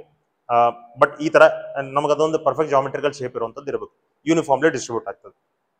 Next ನೋಡ್ರಿ, if it is a non uniform body, ಈ ತರ ನಮಗೊಂದು ನಾನ್ ಯೂನಿಫಾರ್ಮ್ ಬಾಡಿ ಅದ ಅಂತ ಇಟ್ಕೋರಿ. If it is a non uniform body, irregular shaped body ಅದು. ಈ ಇರ್ರೆಗ್ಯುಲರ್ ಶೇಪ್ಡ್ ಬಾಡಿಗೆ ನೀವು ಏನಾದರೂ ಚಾರ್ಜ್ ಕೊಟ್ರೆ, the charge will get distributed like this. Charge ನಮಗೆ ಈ ತರ ಡಿಸ್ಟ್ರಿಬ್ಯೂಟ್ ಆಗ್ತದ್ರಿ. Okay, the charge will get distributed like this. ಈ ತರ ನಮಗೆ ಚಾರ್ಜ್ ಡಿಸ್ಟ್ರಿಬ್ಯೂಟ್ ಆಗ್ತದೆ ಇರ್ರೆಗ್ಯುಲರ್ ಬಾಡಿಗೆ ನೀವು ಏನಾದರೂ ಕೊಟ್ರೆ. ಅಂದ್ರೆ ಇಲ್ಲಿ ಏನಾಗತ್ತದ್ರಿ, where radius of curvature is less. Radius of curvature is less ಅಂದ್ರೆ ಶಾರ್ಪ್ನೆಸ್ ಎಲ್ಲಿ ಜಾಸ್ತಿ ಅದ, ಅಲ್ಲೇ ನಮಗೆ ಇದ್ರದ್ದು ಚಾರ್ಜ್ ಡೆನ್ಸಿಟಿ ನಮಗೆ ಜಾಸ್ತಿ ಇರ್ತದ್ರಿ. Charge density will be more. And where radius of curvature is more, there charge density is less. Where radius of curvature is more, there charge density is less. ಅಂದ್ರೆ ರೇಡಿಯಸ್ ಆಫ್ ಕರ್ವೇಚರ್ ಮತ್ತು charge density these both are inversely proportional. ಇವೆರಡು ನಮಗೆ inversely proportional ಇರ್ತದೆ. Sharper the edge, more will be the charge density, and if it is flat, less will be the charge density, right. Okay, this is how charge gets distributed on a metal, right? Irregularly shaped metal. Okay, next note, Coulomb's law. We know very well, if there are 2 point charges Q1 and Q2 separated by a small distance. ಈಗ ನಮಗೆ ಇಲ್ಲಿ ಎರಡು charge ಅದಾವ, ಇದು Q1 ಅಂತ ಹೇಳಿದೆ, ಇದು Q2 ಅಂತ ಹೇಳಿದೆ. ಡಿಸ್ಟೆನ್ಸ್ ಬಿಟ್ವೀನ್ ದ 2 ಚಾರ್ಜಸ್ ನಮಗೆ R ಅಂತ ಹೇಳಿದೆ. Distance between the 2 charges is R, correct. So there is air in between the 2 charges. ಈ ಎರಡು ಚಾರ್ಜಸ್ ನಡುವೆ ನಮಗೆ ಏರ್ ಅದ. Then force between these 2 charges is given by 1/4 pi epsilon naught Q1 into Q2 by R square. 1/4 pi epsilon naught Q1 into Q2 by R square. We know this very well. ಈ force ಏನದಲ್ರಿ, it is always present in action and reaction pair. It is always present in action and reaction pair. ಅಂದ್ರೆ for example ಈಗ ತಿಳ್ಕೊರಿ ನೀವು, ಇದು ನಮಗೆ +2 coulomb charge ಅದ, ಇದು ನಮಗೆ +10 coulomb charge ಅದ ಅಂತ ಇಟ್ಕೊಡಿ. +10 ಕೂಲಂಬ್ ಚಾರ್ಜ್ ಅದ. ಈಗ ರೀ ಇವತ್ತು ನಡುವೆ ನಮಗೊಂದು ಸರ್ಟನ್ ಫೋರ್ಸ್, ಲೆಟ್ ಮಿ ಸೇ ಇವತ್ತು ನಡುವೆ ನಮಗೆ ಫೋರ್ಸ್ ಎಷ್ಟ್ರಿ 180 ನ್ಯೂಟನ್ ಫೋರ್ಸ್ ನಮಗೆ ಆಕ್ಟ್ ಆಗತ್ತದ ಅಂತ ಇಟ್ಕೋ. Let me say this is nano coulomb and this is also nano coulomb, ಇದು ನಮಗೆ ನ್ಯಾನೋ ಕೂಲಮ್ ಅದ ಅಂತ ಇಟ್ಕೋರಿ. ಈಗ ಒಟ್ರಾಗ ನಮಗೆ ಏನ್ರಿ ಇದ್ರ ಮೇಲೆ ಫೋರ್ಸ್ ಎಷ್ಟು ಆಕ್ಟ್ ಆಗ್ತದ, force will be equal to 1/4πε0 ಅಂದ್ರೆ 9 × 10⁹ okay into 2 × 10 will be 20, nano into nano will be 10⁻⁻18 divided by ಅದರ ಡಿಸ್ಟೆನ್ಸ್ 1 ಮೀಟರ್ ಅದ ಅಂತ ಇಟ್ಕೋರಿ 1 ಸ್ಕ್ವೇರ್. ಸೊ ಇದು ನಮಗೆ 180 × 10⁻⁹9 ಆಗ್ತದ್ರಿ. 180 × 10⁻⁹9 ನ್ಯೂಟನ್ ಇಷ್ಟು ಫೋರ್ಸ್ ಆಕ್ಟ್ ಆಗ್ತದೆ. ಸಿ ಇಷ್ಟ ಫೋರ್ಸ್ ನಮಗೆ 10 ನ್ಯೂಟನ್ ಮೇಲೂ ಆಕ್ಟ್ ಆಗ್ತದ್ರಿ. 180 × 10⁻⁹9 ನ್ಯೂಟನ್. ಇಷ್ಟ ಫೋರ್ಸ್ ನಮಗೆ +2 ನ್ಯೂಟನ್ ಮೇಲೂ ಆಕ್ಟ್ ಆಗ್ತದ್ರಿ. 180 × 10⁻⁹9. ಓಕೆ, ಇದನ್ನ ಹೇಳೋದು ಮೀನಿಂಗ್ ಎಷ್ಟೇ ರೀ, 2 ನ್ಯಾನೋ ಕೂಲಮ್ ನಮಗೆ ಸಣ್ಣದದ ಅಂತೇಳಿ ಇದ್ರ ಮೇಲೆ ಫೋರ್ಸ್ ಕಮ್ಮಿ, 10 ನ್ಯಾನೋ ಕೂಲಮ್ ದೊಡ್ಡದದ ಅಂತೇಳಿ ಇದ್ರ ಮೇಲೆ ಫೋರ್ಸ್ ಜಾಸ್ತಿ, ಈ ತರ ಇರಂಗಿಲ್ಲ. ಮ್ಯಾಗ್ನಿಟ್ಯೂಡ್ ಚಾರ್ಜಸ್ ಹೆಚ್ಚು ಕಡಿಮೆ ಇರ್ತದ್ರಿ, but force on both of them will be same. ಯಾಕಂದ್ರೆ this force will be acting in action reaction pair. Force ಅನ್ನೋದು ಪ್ರಾಡಕ್ಟ್ ಆಫ್ ಚಾರ್ಜ್ ಮೇಲೆ ಡಿಪೆಂಡ್ ಅದ. So it will be same on both the charges. ಎರಡೂ charges ಮೇಲೆ same ಇರ್ತದ್ರಿ. If they are positive repulsive, if they are opposite ಅಂದ್ರೆ ಒಂದು positive ಒಂದು negative ಇತ್ತಪ್ಪ ಅಂತಂದ್ರೆ ಅನ್ಲೈಕ್ ಚಾರ್ಜಸ್ ಇದ್ದು ಅಂತಂದ್ರೆ it will B attractive. Attractive ಅಂದ್ರೆ ನಾವು ಈ ತರ ತೋರಿಸಬೇಕು. ಈಗ ಅಟ್ರಾಕ್ಟಿವ್ ಇಲ್ಲ, ಈಗ ರಿಪಲ್ಸಿವ್ ಇದೆ, ಯಾಕಂದ್ರೆ ಎರಡು ಲೈಕ್ ಚಾರ್ಜಸ್ ಅದಾವ, right? So they always act in action and reaction pair. Okay, so we got to know the force between the two charges is given by 1/4πε0 q1 into q2 by r square. ಇದು ಯಾವಾಗ್ರಿ? when the two charges are kept in air. If the same two charges are kept in a medium, ಅಂದ್ರೆ ಆ ಎರಡು charges ನಡುವೆ ಈಗ ನಮಗೆ air ಇಲ್ಲ, there is some other medium. ಇಲ್ಲಿ ಒಂದು ಯಾವುದೋ ಬೇರೆ ಮೀಡಿಯಂ ನಾವು ಸಬ್ಸ್ಟಿಟ್ಯೂಟ್ ಮಾಡ್ಕೊಂಡಿದೀವಿ ಅಂತ ಇಟ್ಕೋರಿ. ಫುಲ್ಲಿ ಕಂಪ್ಲೀಟ್ಲಿ ಫಿಲ್ ಮಾಡ್ಕೊಂಡಿದೀವಿ ಅಂದ್ರೆ ಫಸ್ಟ್ ಚಾರ್ಜ್ ಹಿಡ್ಕೊಂಡು ಸೆಕೆಂಡ್ ಚಾರ್ಜ್ ತನಕ ಎಷ್ಟು ಡಿಸ್ಟೆನ್ಸ್ ಐತೆ ಅಷ್ಟು ಡಿಸ್ಟೆನ್ಸ್ ಒಳಗೆ ನಾವು ಆ ಮಟೀರಿಯಲ್, ಆ ಡೈಎಲೆಕ್ಟ್ರಿಕ್ ಮಟೀರಿಯಲ್ ಸಬ್ಸ್ಟಿಟ್ಯೂಟ್ ಮಾಡ್ಕೊಂಡಿದೀವಿ, ಕರೆಕ್ಟ್? ಸೊ ಇದು completely filled, right? So completely dielectric ನಾವು ಇನ್ಸರ್ಟ್ ಮಾಡ್ಕೊಂಡಿದ್ವಿ. ಏರ್ ಗ್ಯಾಪ್ ಇಲ್ಲ, ಮಿಡಲ್ದಾಗ ಎಲ್ಲೂ ಏರ್ ಇಲ್ಲ, ಎರಡೂ ಚಾರ್ಜಸ್ ಮಿಡಲ್ದಾಗ ಎಲ್ಲೂ ಏರ್ ಇಲ್ಲ. ಇಲ್ಲಿ ಏನ್ ನಮಗೆ ಡೈಎಲೆಕ್ಟ್ರಿಕ್ ಅದ ನೋಡ್ರಿ, ಈ ಡೈಎಲೆಕ್ಟ್ರಿಕ್ ಕಾನ್ಸ್ಟೆಂಟ್ ಎಪ್ಸಿಲಾನ್ ಆರ್ ಅಥವಾ ಅದನ್ನ ಕೆ ಅಂತ ಹೇಳಿ ಕರೀತಾರೆ, right? So every dielectric medium has a dielectric constant. ಈ ಡೈಎಲೆಕ್ಟ್ರಿಕ್ ಕಾನ್ಸ್ಟೆಂಟ್ ಎಪ್ಸಿಲಾನ್ ಆರ್ ಅಥವಾ ಕೆ ಅದ ಅಂತ ಇಟ್ಕೊಳ್ಳಿ. ಈಗ ಏನಾಗ್ತದ್ರಿ, ಏರ್ ಒಳಗೆ ಎಷ್ಟು ಫೋರ್ಸ್ ಇತ್ತ ಅಷ್ಟ ಫೋರ್ಸ್ ಇಲ್ಲಿ ಇರಂಗಿಲ್ಲ, ಕಮ್ಮಿ ಆಗಿರ್ತದ್ರಿ. ಅದರ್ ದೆನ್ ಏರ್ ಬಿಟ್ಟು ನೀವು ಬೇರೆ ಯಾವ್ದೋ ಮೀಡಿಯಂ ಎರಡು ಚಾರ್ಜಸ್ ನಡುವೆ ಹಾಕೊಳ್ರಿ, ಫೋರ್ಸ್ ರೆಡ್ಯೂಸ್ ಆಗೇ ಆಗ್ತದ್ರಿ. ಇಟ್ ವಿಲ್ ಗೆಟ್ ರೆಡ್ಯೂಸ್ಡ್, ಕಮ್ಮಿ ಆಗ್ತದ್ರಿ. ಎಷ್ಟು ಆಗ್ತದ್ರಿ? ಇಲ್ಲಿ ಬರ್ತೀವಿ ನೋಡ್ರಿ, 1/4πε0 into epsilon r q1 into q2 by r square. ಇಲ್ಲೇ ಸಿ ಇದು 1/4πε0 q1 into q2 divided by r square. What is this? ಇದು ಎಪ್ಸಿಲಾನ್ ಆರ್ ಬಿಡ್ರಿ, ಇದೇನೆ, ದಿಸ್ ಇಸ್ ಎಫ್ ಅಂತಂದ್ರೆ ಎಫ್ ಇನ್ ಏರ್ ಅಂದಂಗ್ರಿ, ಕರೆಕ್ಟ್? ಸೊ ಇದನ್ನ ನಾ ಈ ತರ ಬರಿಬಹುದು. I can write it like this: force in medium is equal to force in air divided by epsilon r, right? ಇದು ಎಪ್ಸಿಲಾನ್ ಆರ್ ಅಂದ್ರೆ ಅದನ್ನ ನಾವು ಕೆ ಅಂತ ಹೇಳಿ ತಗೋಬಹುದು, ಡೈಎಲೆಕ್ಟ್ರಿಕ್ ಕಾನ್ಸ್ಟೆಂಟ್ ಅಂತ ಹೇಳಿ ತಗೋಬಹುದು. ಎಪ್ಸಿಲಾನ್ ಆರ್ ಅಂದ್ರೆ ಒಂದೇ, ಕೆ ಅಂದ್ರೂ ಒಂದೇ. ಸೊ ಇಲ್ಲಿ ನಿಮ್ಗೆ ಏನ್ ಬಂತಪ್ಪ ಅಂತಂದ್ರೆ ಏರ್ ಒಳಗೆ ಎಷ್ಟು ಫೋರ್ಸ್ ಇತ್ತು ಆ ಫೋರ್ಸ್ ಡಿವೈಡೆಡ್ ಬೈ ಕೆ ಬಂತು. ಫೋರ್ಸ್ ಡಿವೈಡೆಡ್ ಬೈ ಕೆ ಅಂದ್ರೆ ಫೋರ್ಸ್ ಏನಾಯ್ತು ಅಂದಂಗ್ರಿ, ಫೋರ್ಸ್ ನಮಗೆ ರೆಡ್ಯೂಸ್ ಆಯ್ತು. ಈಗ ಎರಡೂ ಚಾರ್ಜಸ್ ನಡುವೆ ಏರ್ ಒಳಗಿದ್ದಾಗ ಫೋರ್ಸ್ ಸಪೋಸ್ 10 ನ್ಯೂಟನ್ ಇತ್ತಪ್ಪ ಅಂದ್ರೆ ನೀವು ಮೀಡಿಯಂ ಹಾಕೊಂಡಿದ್ದ ಕೂಡಲೇ ಅದು ಲೆಸ್ ದೆನ್ 10 ನ್ಯೂಟನ್ ಇರ್ತದ್ರಿ. It will be less than 10 Newton. So by substituting a dielectric medium in between the charges, what happens to the force? Force gets reduced. How much it gets reduced? It gets reduced k times. ಅಂದ್ರೆ ನೀವು divided by K ಮಾಡಬೇಕು. For example ಈ dielectric constant ಇದೇನು ನಮಗೆ dielectric ಅದೇ, ಇದ್ರದ್ದು dielectric constant 2 ಅದ ಅಂತ ಇಟ್ಕೋರಿ. ಏರ್ ಒಳಗೆ 10 ನ್ಯೂಟನ್ ಫೋರ್ಸ್ ಅದ. ಹಂಗಾದ್ರೆ ನೀವು ಆ ಡೈಎಲೆಕ್ಟ್ರಿಕ್ ಕಾನ್ಸ್ಟೆಂಟ್ ಹಾಕೊಂಡಿದ್ದ ಕೂಡಲೇ ಇದು ನಮಗೆ ಫೋರ್ಸ್ 10/2 ಅಂದ್ರೆ 5 ನ್ಯೂಟನ್ ಫೋರ್ಸ್ ಆಗ್ತದೆ ನಮಗೆ. So force gets reduced k times. Force ನಮಗೆ k times ರೆಡ್ಯೂಸ್ ಆಗ್ತದ್ರಿ when you insert a dielectric medium in between them, correct? So ಈ ಫಾರ್ಮುಲಾದಿಂದ ನೋಡ್ರಿ, ಈ ಫಾರ್ಮುಲಾದಿಂದ ನೀವು ಇಲ್ಲಿ k ಇಸ್ ಈಕ್ವಲ್ ಟು ಏನಂತ ಬರೀಬಹುದು? Force in air divided by force in medium ಅಂತ ಬರೀಬಹುದ್ರಿ. That's what we have written here. k ಅಂದ್ರೂ ಒಂದೇ ಅಥವಾ ಎಪ್ಸಿಲಾನ್ ಆರ್ ಅಂದ್ರೂ ಒಂದೇ. So dielectric constant means it is the ratio of force in air divided by force in medium. ಅವ charges ಅಷ್ಟೇ distance ಇರ್ತದ್ರಿ, ಬಟ್ ಏನ ಮೀಡಿಯಂ ಚೇಂಜ್ ಆಗಿರ್ತದ್ರಿ. So this is dielectric constant. Dielectric constant of air or vacuum is 1. Dielectric constant of air or vacuum is 1. Other than air and vacuum, dielectric constant of those mediums is greater than 1. 1 ಕಿಂತ ಜಾಸ್ತಿ ಇರ್ತದೆ. In metals ನೋಡ್ರಿ, metal ದ dielectric constant, sorry ಇದು for air ಅಲ್ರಿ, this is not for air. ಇಲ್ಲಿ ನಾವು air ಅಂತ ಬರ್ದೀವಿ, ಬಟ್ ಇದು ಏರ್ ಅಲ್ಲ, it is not for air. For metal epsilon r is equal to infinite, ಅಂದ್ರೆ dielectric constant of metal is infinite. ಈಗ ನೋಡ್ರಿ, ನೀವು ಡೈಎಲೆಕ್ಟ್ರಿಕ್ ಕಾನ್ಸ್ಟೆಂಟ್ ಹಾಕೊಂಡ್ರಿ, ಏರ್ ಒಳಗಿದ್ದಾಗ ಫೋರ್ಸ್ ಎಫ್ ಇದ್ರೆ ಇಲ್ಲಿ ಬಂದ ಕೂಡಲೇ ಫೋರ್ಸ್ ನಮಗೆ ಎಫ್ ಬೈ ಕೆ ಆಯ್ತು, ಫೋರ್ಸ್ ನಮಗೆ ರೆಡ್ಯೂಸ್ ಆಯ್ತು. ಅದೇ ಎರಡು ಚಾರ್ಜಸ್ ನಡುವೆ ನೀವು ಏನಾದರೂ ಒಂದು ಮೆಟಲ್ ಸಬ್ಸ್ಟಿಟ್ಯೂಟ್ ಮಾಡ್ಕೊಂಡ್ ಬಿಟ್ರೆ, if you substitute a metal in between the two charges, let me say this is the metal, ಅವೆರಡು ನಡುವೆ ನೀವು ಒಂದು ಮೆಟಲ್ ಏನಾದರೂ ಹಾಕೊಂಡ್ಬಿಟ್ರೆ, ಮೆಟಲ್ ದ ಡೈಎಲೆಕ್ಟ್ರಿಕ್ ಕಾನ್ಸ್ಟೆಂಟ್ ಏನಿರ್ತದ್ರಿ, ಇನ್ಫೈನೈಟ್ ಇರ್ತದೆ. So this time the force will be F divided by infinite.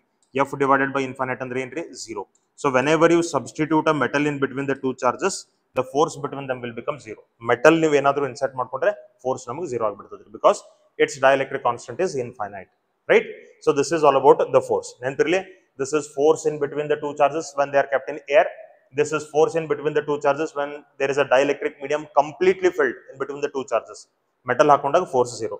Okay, next ನೋಡ್ರಿ, force between two charges if a space between charges is partially filled with a dielectric. So what is the meaning of this? Let me say here we are having two charges. ಇಲ್ಲಿ ನಮಗೆ ಎರಡು charges ಅದಾವ ಅಂತ ಇಟ್ಕೊರಿ. Okay, right? We are having two charges. This is Q1, this is Q2. ಇಲ್ಲೇ ನಮಗೆ Q1 ಅಂತೇಳಿ ಇಲ್ಲೇ ನಮಗೊಂದು ಡೈಎಲೆಕ್ಟ್ರಿಕ್ ಅನ್ನ ಸಬ್ಸ್ಟಿಟ್ಯೂಟ್ ಮಾಡ್ಕೊಂಡಿದ್ದೀವಿ. I have substituted a dielectric. ಈ ಡೈಎಲೆಕ್ಟ್ರಿಕ್ ಕಾನ್ಸ್ಟೆಂಟ್ ನಮಗೆ K1 ಅಂತ ಇರಲಿ. ಓಕೆ, ಇಲ್ಲಿ ನಮಗೆ ಏರ್ ಅದ, here V are having air. So ಇದಕ್ಕೆ ಪಾರ್ಷಿಯಲಿ ಫಿಲ್ಡ್ ಅಂತ ಕರಿತೀವಿ, ಕಂಪ್ಲೀಟ್ಲಿ ಫಿಲ್ಡ್ ಅಲ್ಲ, ಪಾರ್ಷಿಯಲಿ ಫಿಲ್ಡ್.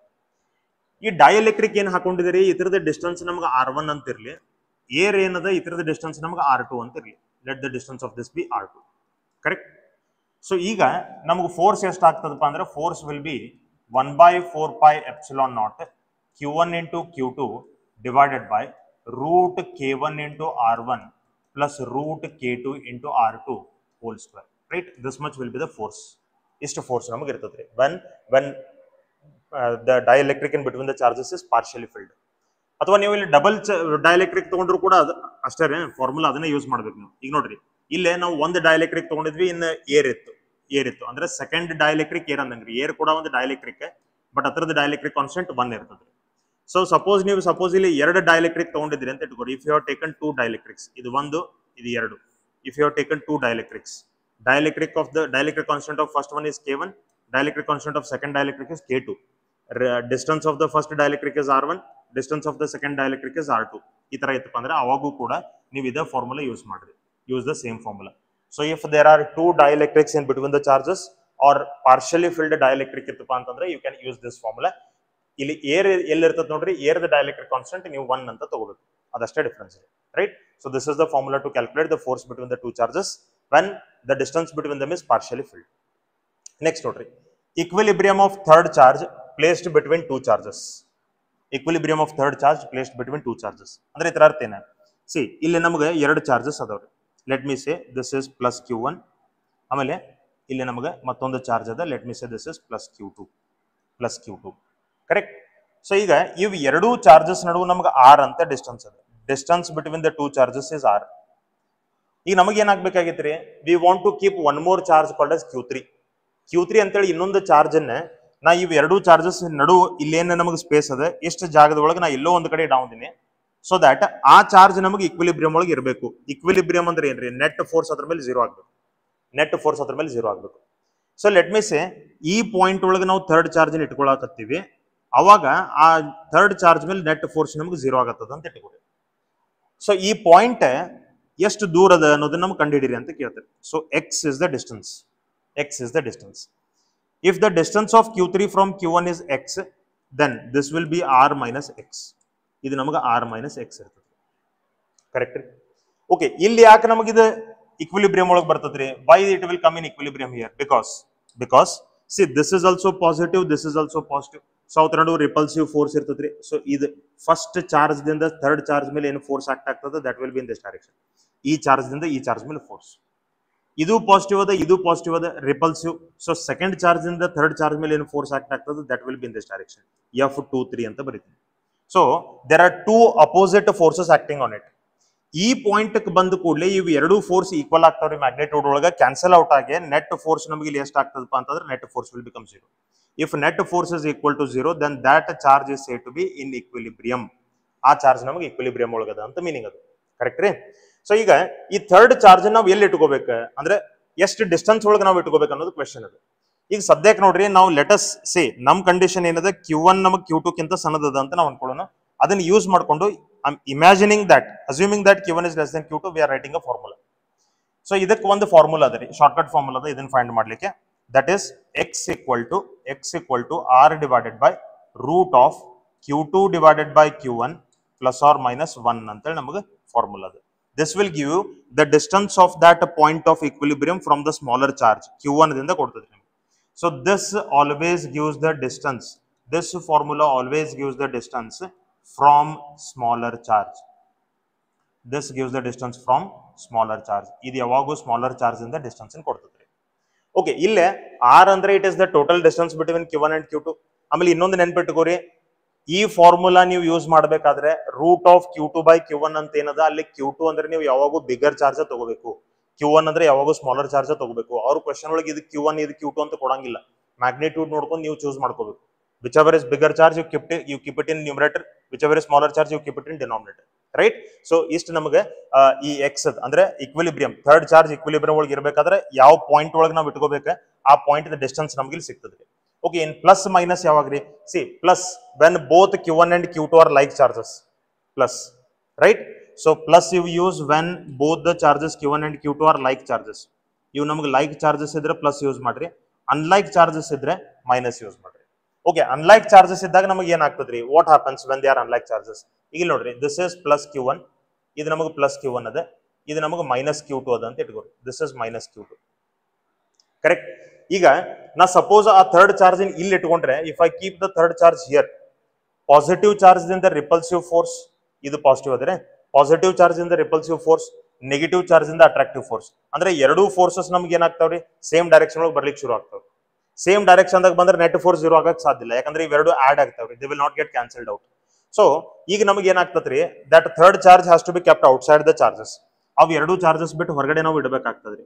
ಸೊ ಇಲ್ಲಿ ನೋಡ್ರಿ, ಇದು let me say this is plus Q1 and this is minus Q2. Distance between the two charges is r ಅಂತ ನಾ ತಗೋತೀನಿ. ಈಗ ಇವ್ ಎರಡು ಚಾರ್ಜಸ್ ಜಾಯಿನ್ ಮಾಡುವಂತ ಸ್ಟ್ರೇಟ್ ಲೈನ್ ಮ್ಯಾಗೆ here I will keep the third charge. ಇಲ್ಲಿ ನಾ third charge ಇಟ್ಕೋತೀನಿ, right?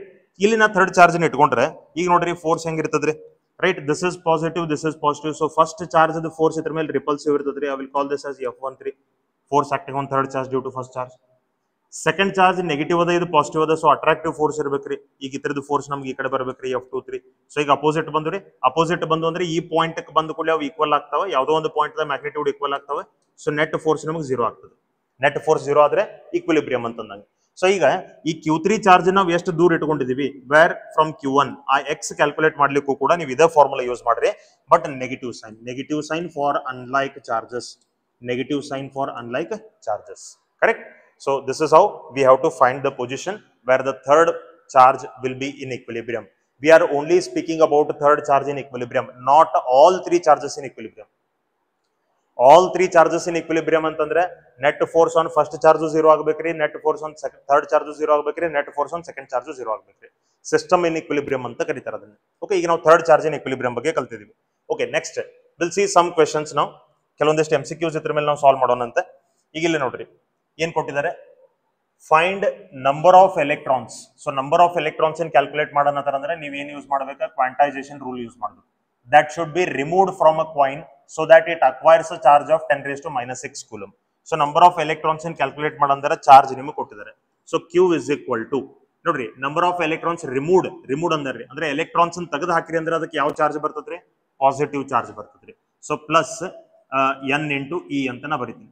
So Q ನಮಗೆ ಆಲ್ರೆಡಿ ಕೊಟ್ಟಿದ್ದಾರೆ. How much is Q? Q is 10⁻⁻⁶ coulomb plus N into E ಅಂದ್ರೆ ಎಷ್ಟ್ರಿ? E ಅಂತಂದ್ರೆ 1.6 ಇಂಟು 10⁻⁻19. ಇದು ಒಂದು ನಂಬರ್ ನೀವು ನೆನ್ಪಿಟ್ಕೋಬೇಕು. 1 ಡಿವೈಡೆಡ್ ಬೈ E ಅಂತಂದ್ರೆ ದಿಸ್ ವಿಲ್ ಬಿ 6.25 ಇಂಟು 10⁻18. ಇದು ನೀವು ಫಿಕ್ಸ್ ನೆನ್ಪಿಟ್ಕೋರಿ, ಇದು ಬಹಳ ಕಡೆ ನಮಗೆ ಯೂಸ್ ಆಗ್ತದ್ರಿ. 1 divided by E means it's value will be 6.25 into 10⁻18. Okay, ಇಲ್ಲಿ ನೋಡ್ರಿ ನಮಗೆ N ಬೇಕಾಗಿತ್ರಿ, number of electrons. So N is equal to, I can write it as 10⁻⁻6 divided by E. 10⁻⁻6 divided by E. So ಇದು 10⁻⁻6 divided by E ಅಂತಂದ್ರೆ 1 divided by E ಅಂದ್ರೆ ಇದ್ರದ್ದು value ಎಷ್ಟು ಬಂತ್ರಿ? 6.25 into 10⁻+18 ಅಂತ ಬಂತು. ಸೊ ಇದ್ರದ್ದು answer ಏನಾಗ್ತದ್ರಿ? 6.25 into 10⁻+18 minus 6 will be equal to 10⁻+12. right? So this many number of electrons has to be removed. So ಯಾವ option correct ಆಗ್ತದ್ರಿ? Which option is correct? Which option is correct? Option D is correct. Correct? Okay, next ನೋಡ್ರಿ. We'll go for the second question. ಇಲ್ಲಿ ಸ್ವಲ್ಪ corrections ಅದಾವ ನಾ ಬರ್ದಿನಿ. 2 point charges separated by a distance d repel each other with a force of 9 Newton. If the separation between them becomes 3D, the force of repulsion will be. Okay, ಈಗ ನೋಡ್ರಿ ಇಲ್ಲಿ ನಮಗೆ situation ಏನು ಕೊಟ್ಟಾರೆ, ಎರಡು charges ಅದಾವ್ರಿ, 2 point charges are there. Let me say Q1 and Q2. They are separated by distance d. ಇವತ್ತು ನಡುವೆ distance ನಮಗೆ ಈಗ ಎಷ್ಟು ಅದಪ್ಪ ಅಂದ್ರೆ d ಅಂತ ಡಿಸ್ಟೆನ್ಸ್ ಅದ. ಈಗ d ಡಿಸ್ಟೆನ್ಸ್ ಇದ್ದಾಗ ಅದ್ರ ನಡುವೆ ಫೋರ್ಸ್ ಎಷ್ಟು ಅದ ರೀ? Force is 9 newton. ಅದ್ರ ನಡುವೆ ಫೋರ್ಸ್ ನಮಗೆ 9 ನ್ಯೂಟನ್ ಅದ. ಆಮೇಲೆ ಏನ್ ಹೇಳ್ತಾರ್ರಿ? If the separation between them becomes 3D. If the separation between them becomes 3D. So this is Q1, this is Q2. Separation between them is 3D. Separation between them is 3D. Distance ಹೆಚ್ಚು ಮಾಡ್ಕೊಂಡಿದ್ದಾರೆ. So ಈಗ force ಎಷ್ಟು ಆಗ್ತದೆ ಅಂತ ಕೇಳ್ತಾರೆ. How much is the force? See, force ಅಂತಂದ್ರೆ it depends upon medium 1/4 pi epsilon naught. Medium change ಆದ್ರೆ ಇಲ್ಲಿ ಚೇಂಜ್ ಆಗ್ತದೆ. ನಮಗೆ ಎಪ್ಸಿಲಾನ್ r ಅಂತ ಒಂದು ಟರ್ಮ್ ಅನ್ನು ಮಲ್ಟಿಪ್ಲೈ ಮಾಡ್ಕೋಬೇಕು. ಮೀಡಿಯಂ ಚೇಂಜ್ ಆದ್ರೆ, ಚಾರ್ಜಸ್ ಚೇಂಜ್ ಆದ್ರೆ ಇಲ್ಲಿ ಚೇಂಜಸ್ ಆಗ್ತದ್ರಿ, ಡಿಸ್ಟೆನ್ಸ್ ಚೇಂಜ್ ಆದ್ರೆ ಇಲ್ಲಿ ಚೇಂಜಸ್ ಆಗ್ತದ್ರಿ. ಸೊ ಫೋರ್ಸ್ ಮೀಡಿಯಂ ಆಗಿ ಡಿಪೆಂಡ್ ಅದ, ಚಾರ್ಜ್ ಮೇಲೆ ಡಿಪೆಂಡ್ ಅದ, ಡಿಸ್ಟೆನ್ಸ್ ಮೇಲೆ ಡಿಪೆಂಡ್ ಅದ. ಕರೆಕ್ಟ್? ಇಲ್ಲಿ ಏನ್ ಚೇಂಜ್ ಆಗತ್ತದ್ರಿ? ಚಾರ್ಜಸ್ ಚೇಂಜ್ ಆಗತ್ತಿಲ್ಲ, ಮೀಡಿಯಂ ಚೇಂಜ್ ಆಗತ್ತಿಲ್ಲ. ಇಲ್ಲೂ ಕೂಡ ಎರಡು ಚಾರ್ಜಸ್ ಏರ್ ಒಳಗದವ್ರಿ, ಇಲ್ಲೂ ಕೂಡ ಎರಡು ಚಾರ್ಜಸ್ ಏರ್ ಒಳಗದವ್ರಿ. ಮೀಡಿಯಂ ಬದಲಾಗತ್ತಿಲ್ಲ, ಚಾರ್ಜಸ್ ಬದಲಾಗತ್ತಿಲ್ಲ. ಏನ್ ಚೇಂಜ್ ಆಗತ್ತದ್ರಿ? ಡಿಸ್ಟೆನ್ಸ್ ಚೇಂಜ್ ಆಗತ್ತದ್ರಿ. ಡಿಸ್ಟೆನ್ಸ್ ಚೇಂಜ್ ಆದ್ರೆ ಫೋರ್ಸ್ ಚೇಂಜ್ ಆಗೋದಿಲ್ಲ ರೀ, ಯಾಕಂದ್ರೆ it depends upon distance. Correct? So ಇಲ್ಲಿ ನಾವು ಯಾವ ತರ ಫೈಂಡ್ ಮಾಡ್ಬೇಕು? See, we know very well force is inversely proportional to distance square. Force is inversely proportional to distance square. So first ಇಲ್ಲೇ ನಮಗೆ F equal to 9 newton force ಇದ್ದಾಗ how much is the distance? Distance ನಮಗೆ D ಅದ. ಈಗ F dash ನಾವು calculate ಮಾಡ್ಬೇಕಾಗಿತ್ತು. ಈಗ distance ಎಷ್ಟು ಅದ ಅಂತ ಹೇಳ್ತಾರೆ? 3D ಅದ ಅಂತ ಹೇಳ್ತಾರೆ. ಕರೆಕ್ಟ್? ಸೊ ನಾ ಏನ್ ಮಾಡ್ತೀನಿ, F divided by F dash equal to R dash divided by R whole square ಅಂತ ನಾ ಬರಿತೀನಿ. ಆರ್ ಡ್ಯಾಶ್ ಅಂದ್ರೆ ಸೆಕೆಂಡ್ ಡಿಸ್ಟೆನ್ಸ್, ಆರ್ ಅಂದ್ರೆ ಫಸ್ಟ್ ಡಿಸ್ಟೆನ್ಸ್. ಸೊ ನಾ ಇದನ್ನ ಬರಿತೀನಿ 3D divided by D whole square ಅಂತ ನಾ ಬರಿತೀನಿ. ಕರೆಕ್ಟ್? ಓಕೆ, ನೋಡ್ರಿ ಇದು ಎಫ್ ಬೈ ಎಫ್ ಡ್ಯಾಶ್ ಇದ್ದಾಗ ಇದನ್ನ ಆರ್ ಡ್ಯಾಶ್ ಬೈ ಆರ್ ಯಾಕೆ ತಗೊಳತೀನಿ? ಯಾಕಂದ್ರೆ F is inversely proportional to R square. Correct? ಅದಕ್ಕೆ ಸೊ ಡಿ ಮತ್ತೆ ಡಿ ಕ್ಯಾನ್ಸಲ್ ಆಯ್ತು. ಇಲ್ಲಿ ನಮಗೆ ಉಳಿತ 3 ಸ್ಕ್ವೇರ್. 3 ಸ್ಕ್ವೇರ್ ಅಂದ್ರೆ 9. Then F dash will be equal to F divided by 9. F dash, ಈ ಎಫ್ ಡ್ಯಾಶ್ ನ ಈ ಕಡೆ ತಗೊಂಡ್ರೆ ಎಫ್ ಡಿವೈಡೆಡ್ ಬೈ 9. ಎಫ್ ಎಷ್ಟು ಅದ್ರಿ? ಎಫ್ ಅಂತಂದ್ರೆ ಒರಿಜಿನಲ್ ಫೋರ್ಸ್, ಅದು 9 ನ್ಯೂಟನ್ ಅದ. So 9 divided by 9, how much will be the force? It will B 1 Newton. So ನಮಗೆ ಫೋರ್ಸ್ ಬಂತ 1 ನ್ಯೂಟನ್ ಅಂತ. Correct? So option A is correct. Option A is correct, 1 Newton. Okay, we'll go for the next question then. See, if two identical spheres having charge 16 microcoulomb and minus 8 microcoulomb are kept at a certain distance apart, then the force is F. They are touched and again kept at the same distance. Touch ಮಾಡಿ ಮತ್ತೆ same distance ಒಳಗೆ ಇಟ್ಕೋತಾರೆ. Then the force becomes, what happens to the force? Okay, ಇಲ್ಲಿ ನೋಡ್ರಿ, ಈಗ ನಮಗೆ ಎರಡು spears ಅದಾವ, ಐಡೆಂಟಿಕಲ್ ಸ್ಪಿಯರ್ಸ್ ಅಂತ ಹೇಳಿದಾರೆ. ಎರಡು ಸ್ಪಿಯರ್ಸ್ ಅದಾವ. ಇದು ಫಸ್ಟ್ ಸ್ಪಿಯರ್, ಇದು ನಮಗೆ ಸೆಕೆಂಡ್ ಸ್ಪಿಯರ್. ಫಸ್ಟ್ ಸ್ಪಿಯರ್ ಮೇಲೆ ನಮಗೆ ಚಾರ್ಜ್ ಅದ, it is 16 microcoulomb. Second sphere ಮೇಲೆ ನಮಗೆ ಚಾರ್ಜ್ ಅದ, ಇಟ್ ಇಸ್ -8 ಮೈಕ್ರೋಕೂಲಮ್. ಈಗ ಅವು ಎರಡು ನಡುವೆ ಒಂದು ಸರ್ಟನ್ ಡಿಸ್ಟೆನ್ಸ್ ಅದ ಅಂತ ಹೇಳಿದಾರೆ. ಡಿಸ್ಟೆನ್ಸ್ ಬಿಟ್ವೀನ್ ದಮ್ ಆರ್ ಅಂತ ಹೇಳಿ ಇರ್ಲಿ. ಫೋರ್ಸ್ ಎಷ್ಟು ಅದ ಅಂತ ಹೇಳ್ತಾರೆ? ಎಫ್ ಅದ ಅಂತ ಹೇಳ್ತಾರೆ. Force is F. ಆಮೇಲೆ ಏನ್ ಮಾಡ್ತಾರೆ? They are brought in contact with each other. ಅವು ಎರಡನ್ನೂ ಒಂದಕ್ಕೊಂದು ಟಚ್ ಮಾಡ್ತಾರೆ ಅಂತ ಹೇಳ್ತಾರೆ. They are brought in contact with each other. Okay, so both the spheres are brought in contact with each other. ಎರಡೂ ಒಂದಕ್ಕೊಂದು ಸಮೀಪ ನೀವು ತಗೊಂಡ್ ಬಂದ್ರಿ ಅಂದ್ರೆ ಅದರದ ಟೋಟಲ್ ಚಾರ್ಜ್ ನಮಗೆ Q1 ಪ್ಲಸ್ Q2 ಅಂದ್ರೆ 16 ಮೈಕ್ರೋಕೂಲಮ್ ಪ್ಲಸ್ -8 ಮೈಕ್ರೋಕೂಲಮ್. ಅಂದ್ರೆ ಇದು 16 - 8 microcoulomb. That is nothing but it will B 16 - 8 ಅಂತಂದ್ರೆ ನಮಗೆ ಎಷ್ಟು ಬರ್ತದ್ರಿ? It will B 8 microcoulomb. Correct? ನಮಗೆ 8 ಮೈಕ್ರೋಕೂಲಮ್ ಬರ್ತದೆ. ಈಗ ಟೋಟಲ್ ಚಾರ್ಜ್ ನಮಗೆ 8 ಮೈಕ್ರೋಕೂಲಮ್ ಬಂತು. ಇನ್ನು ಇವತ್ತು ಮತ್ತೆ ಸಪರೇಟ್ ಮಾಡಿ ಸೇಮ್ ಡಿಸ್ಟೆನ್ಸ್ ಒಳಗೆ ಇಟ್ಕೋತಾರೆ. They are again separated and they are again kept at the same distance. ಎಷ್ಟು ಮೊದಲು ಎಷ್ಟು ಡಿಸ್ಟೆನ್ಸ್ ಇತ್ತು ಅಷ್ಟೇ ಡಿಸ್ಟೆನ್ಸ್ ಒಳಗೆ ಇಟ್ಕೊಳ್ತಾರೆ. ಸೊ ಇದು 8 ಮೈಕ್ರೋಕೂಲಮ್ ನಮಗೆ ಎರಡು ಪಾರ್ಟ್ಸ್ ಆಗಿ, ಎರಡು ಈಕ್ವಲ್ ಪಾರ್ಟ್ಸ್ ಆಗಿ ಡಿವೈಡ್ ಆಗಬೇಕು. So it will get divided in 2 equal parts. That will B 4 microcoulomb and 4 microcoulomb. Correct? So ಇದನ್ನ ನಾನು Q1 ಡ್ಯಾಶ್ ಅಂತ ತಗೋತೀನಿ, ಇದನ್ನ ನಾನು Q2 ಡ್ಯಾಶ್ ಅಂತ ತಗೋತೀನಿ. ಕರೆಕ್ಟ್? ಸೊ ಈ ತರ ನಮಗೆ ಚಾರ್ಜಸ್ ಡಿವೈಡ್ ಆಗ್ತಾವೆ. ಇಲ್ಲೇ ಫೋರ್ಸ್ ಎಫ್ ಇತ್ತು, ಹಂಗಾದ್ರೆ ಇಲ್ಲಿ ಫೋರ್ಸ್ ಎಷ್ಟು ಬರ್ತದ್ರಿ? ಇದನ್ನ ಕ್ಯಾಲ್ಕುಲೇಟ್ ಮಾಡ್ರಿ ಅಂತ ಕೇಳ್ತಾರೆ. So when they R touched and kept apart at the same distance, how much will be the force? That is what they are asking us. See, force depends on medium, force depends on charges, force depends on distance. ಯಾವ್ದು ಬದಲಾಗತೈತಿ ಅದನ್ನ ಮಾತ್ರ relation use ಮಾಡ್ರಿ. ಇಲ್ಲಿ ನಮಗೆ medium change ಆಗತ್ತಿಲ್ಲ, distance change ಆಗತ್ತಿಲ್ಲ, same distance ಒಳಗೆ ಇರೋದು. ಏನ್ ಚೇಂಜ್ ಆಗತ್ತೈತ್ರಿ? ಚಾರ್ಜ್ ಚೇಂಜ್ ಆಗತ್ತೈತಿ. 16 ಇತ್ತ 4 ಆಯ್ತು, -8 ಇತ್ತ 4 ಆಯ್ತು, ಚಾರ್ಜ್ ಬದಲಾಗತ್ತೈತಿ. So what is the relation between force and charge? See, force is directly proportional to Q1 into Q2. Product of charges directly proportional. So ಇದನ್ನ ಕ್ಯಾಲ್ಕುಲೇಟ್ ಮಾಡಬೇಕಾದ್ರೆ see, I will take it like this. ಈ ತರನ ತಗೋತೀನಿ. F dash divided by F. F dash divided by F. F dash will be directly proportional to Q1 dash into Q2 dash. F dash ಅಂದ್ರೆ it will be Q1 dash into Q2 dash. Right? F dash. F ಅಂತಂದ್ರೆ it will be equal to product of Q1 into Q2. So Q1 dash into Q2 dash ಅಂದ್ರೆ 4 micro into 4 micro. ಇದು ನಮಗೆ 4 into 4 16 ಆಗ್ತದ್ರಿ. Divided by Q1 into Q2 16 into 8 ಅಂತ ನಮಗೆ ಬರ್ತದ್ರಿ. 16 into 8 ಅಂತ ನಮಗೆ ಬರ್ತದೆ. Correct? So here 16 and 16 will get cancelled. 16 ನಮಗೆ ಕ್ಯಾನ್ಸಲ್ ಆಗ್ತವ. F dash ನಮಗೆ ಎಷ್ಟು ಬಂತಪ್ಪ ಅಂತಂದ್ರೆ F dash is equal to F divided by 8 ಅಂತ ನಮಗೆ ಬಂತು. F dash is equal to F divided by 8. Correct? So which is the correct option now? Option C is correct. F dash equal to F divided by 8. New forces F divided by 8. Okay, we'll go for the next question then. Next question nodri. 2 point charges plus 4q and plus q are separated by distance r. Where should a third point charge q be placed that the whole system remains in equilibrium?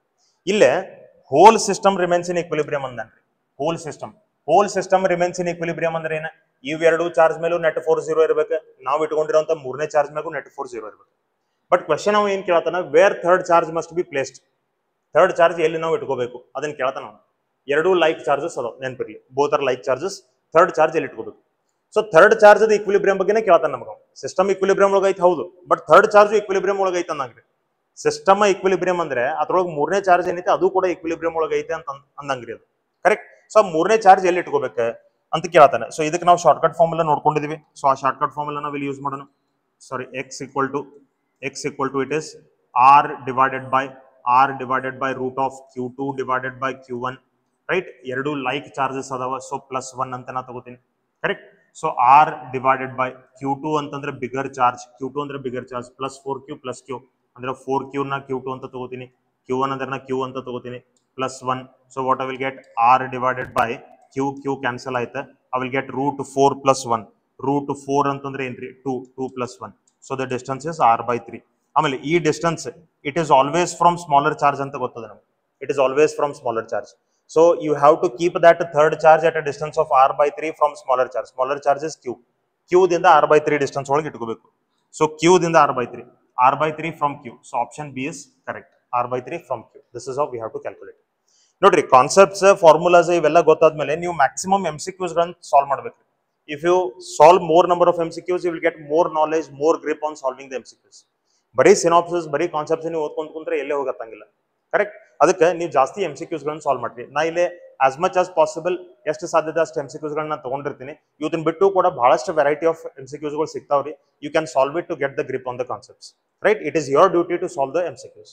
Okay, concepts ಎಲ್ಲ ನಾ ಹೇಳ್ತೀನಿ ರೀ. KCET ಗೆ ಬೇಕಾದಂತ concepts ಎಲ್ಲ ನಾ ಹೇಳ್ತೀನಿ. MCQs ಮಾತ್ರ ನೀವು ಸಾಲ್ವ್ ಮಾಡಬೇಕು. ಯಾವ್ದಾದ್ರು ಒಂದು ಬುಕ್ ತಗೊಳ್ರಿ, ಆ ಒಂದು ಬುಕ್ ಅನ್ನು ಕಂಪ್ಲೀಟ್ಲಿ ಸಾಲ್ವ್ ಮಾಡ್ತೀರಿ. Right? Every book is good in its own way. Don't refer multiple number of books. ಒಂದ ಬುಕ್ ತಗೊಳ್ರಿ, ಅದನ್ನ ಪರ್ಫೆಕ್ಟ್ ಆಗಿ ಸಾಲ್ವ್ ಮಾಡ್ತೀರಿ. ಎವ್ರಿ ಚಾಪ್ಟರ್ ಮೇಲೆ ಒಂದು 100 ಕ್ವಶನ್ಸ್ ಅದ MCQs ಎಕ್ಸರ್ಸೈಸ್ ಇರ್ತದ್ರಿ. ಆ ಎಕ್ಸರ್ಸೈಸ್ ಕಂಪ್ಲೀಟ್ಲಿ ಮುಗಿಸ್ತೀರಿ. ರೈಟ್? ನಿಮಗೆ ಒಂದು 10 ಬರಲಿಲ್ಲ, 15 ಬರಲಿಲ್ಲ, 20 ಬರಲಿಲ್ಲ, okay, but at least you solve the remaining 80 questions which you get. Right? It will give more maturity. Okay, next ನೋಡ್ರಿ, electric field E is equal to F/Q, force per unit charge. Electric field due to a point charge 1/4πε0 Q divided by r². Right? So that is electric field due to point charge. Theory ಒಳಗೆ ನಿಮಗೆ ಗೊತ್ತದ. Okay, properties of electric field lines ನೋಡಿ. Properties of electric field lines. These are imaginary lines. Imaginary ಅಂತಂದ್ರೆ ಇವು practically ಅಲ್ಲಿ present ಇರಂಗಿಲ್ರಿ. ಇವು imaginary lines ಅದಾವ. They may be curved or straight. Electric field lines curved ಇರಬಹುದು, straight ಇರಬಹುದು. ಈಗ ನೋಡ್ರಿ, ಪಾಸಿಟಿವ್ ಚಾರ್ಜ್ ಇತ್ತಪ್ಪ ಅಂತಂದ್ರೆ ಇತರ ಎಲೆಕ್ಟ್ರಿಕ್ ಫೀಲ್ಡ್ ಲೈನ್ಸ್ ಸ್ಟ್ರೇಟ್ ಇರ್ತಾವೆ. ಸಪೋಸ್ ಒಂದು ಡೈಪೋಲ್ ಇತ್ತು, ಇದು ಪಾಸಿಟಿವ್, ಇದು ನೆಗೆಟಿವ್ ಇತ್ತಪ್ಪ ಅಂದ್ರೆ ಎಲೆಕ್ಟ್ರಿಕ್ ಫೀಲ್ಡ್ ಲೈನ್ಸ್ ಕರ್ವ್ಡ್ ಇರ್ತಾವ್ರಿ. Like this V will get. Correct? So electric field lines may be straight also and they may be curved also. They are drawn in such a way that tangent drawn at any point gives the direction of electric field at that point. ಇವೆಲ್ಲ theory ಒಳಗೆ ನೀವು ಕಲ್ತಿರ್ತೀರಿ. Just I am telling you, just I am highlighting you. ಈ ತರ ನಮಗೊಂದು electric field line ಅದ ಅಂತ ಇಟ್ಕೋರಿ. If you want the field direction at this point, you draw the tangent here. If you want the field direction at this point, you draw the tangent here. If you want the field direction at this point, you draw the tangent here. So ಈ ತರ ನಾವು tangent ತೆಗೆದ್ರೆ ಆ point ಒಳಗೆ electric field direction ಯಾವ ಕಡೆ ಅದ ಅನ್ನೋದನ್ನ ಆ ಟ್ಯಾಂಜೆಂಟ್ ಹೇಳ್ತದ್ರಿ. By tangent we will get the direction of the electric field. Okay, next ನೋಡ್ರಿ, density of electric field lines represent the strength of the electric field. For example, ಈಗ ನಮಗೆ ಈ ತರ ನಾ ಎಲೆಕ್ಟ್ರಿಕ್ ಫೀಲ್ಡ್ ಲೈನ್ಸ್ ಗಳನ್ನು ತಗೊಂಡಿದ್ದೀನಿ ಅಂತ ಇಟ್ಕೊಡ್ರಿ. Like this I have taken the electric field lines. ಈ ರೀಸನ್ ಒಳಗೆ ನೋಡ್ರಿ electric field lines are close to each other. ಈ ರೀಸನ್ ಒಳಗೆ ನೋಡ್ರಿ electric field lines are far apart from each other. So here electric field is stronger and here electric field is weaker.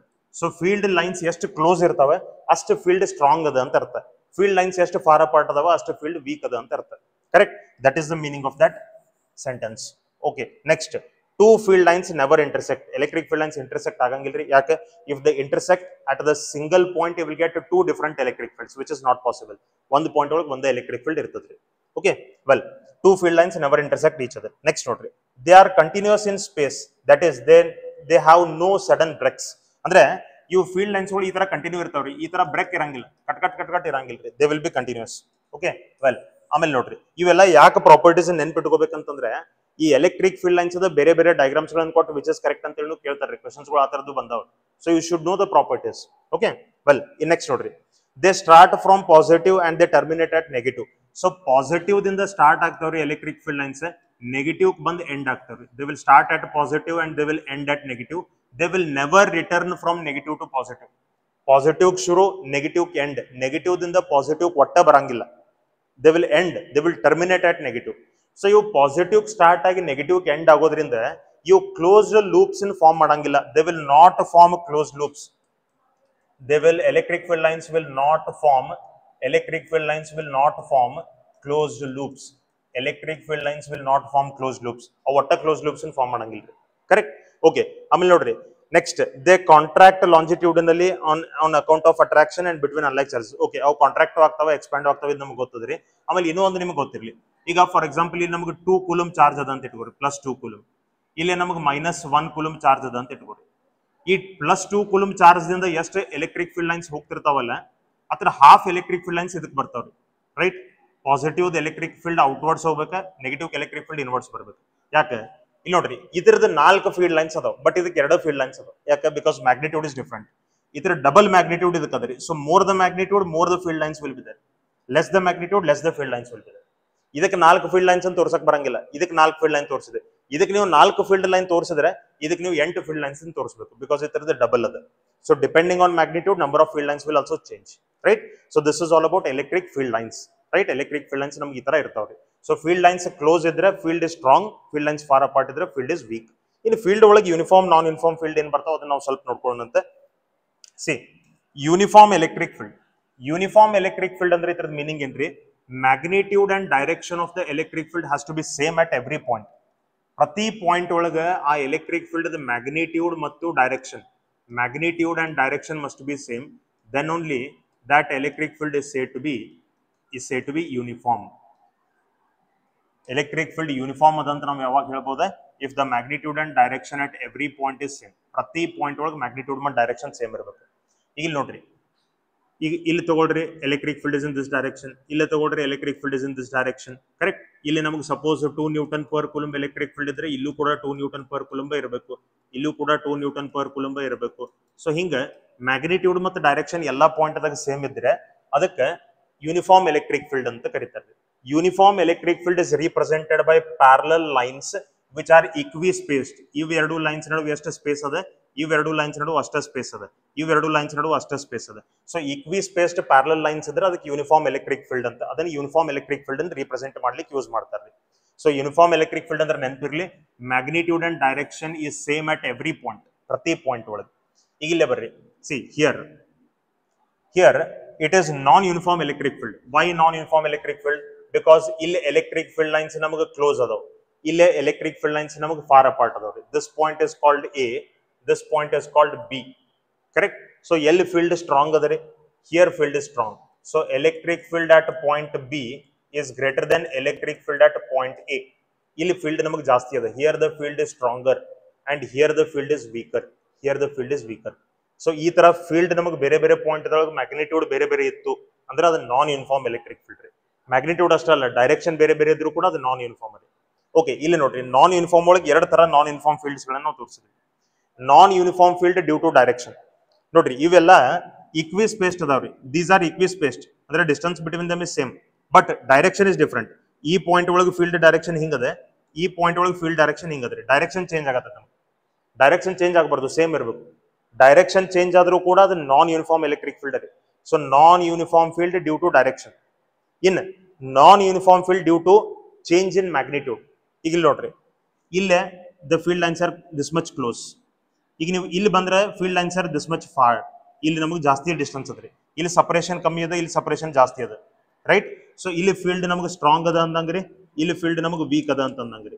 ಇಲ್ಲಿ ನೋಡ್ರಿ, ಇಲ್ಲಿ direction change ಆಗಿಲ್ಲ, direction same ಅದ, ಆದ್ರೆ magnitude ಬೇರೆ ಬೇರೆ ಅದು, correct. So here direction is same but magnitude is different. Here magnitude is same but direction is different.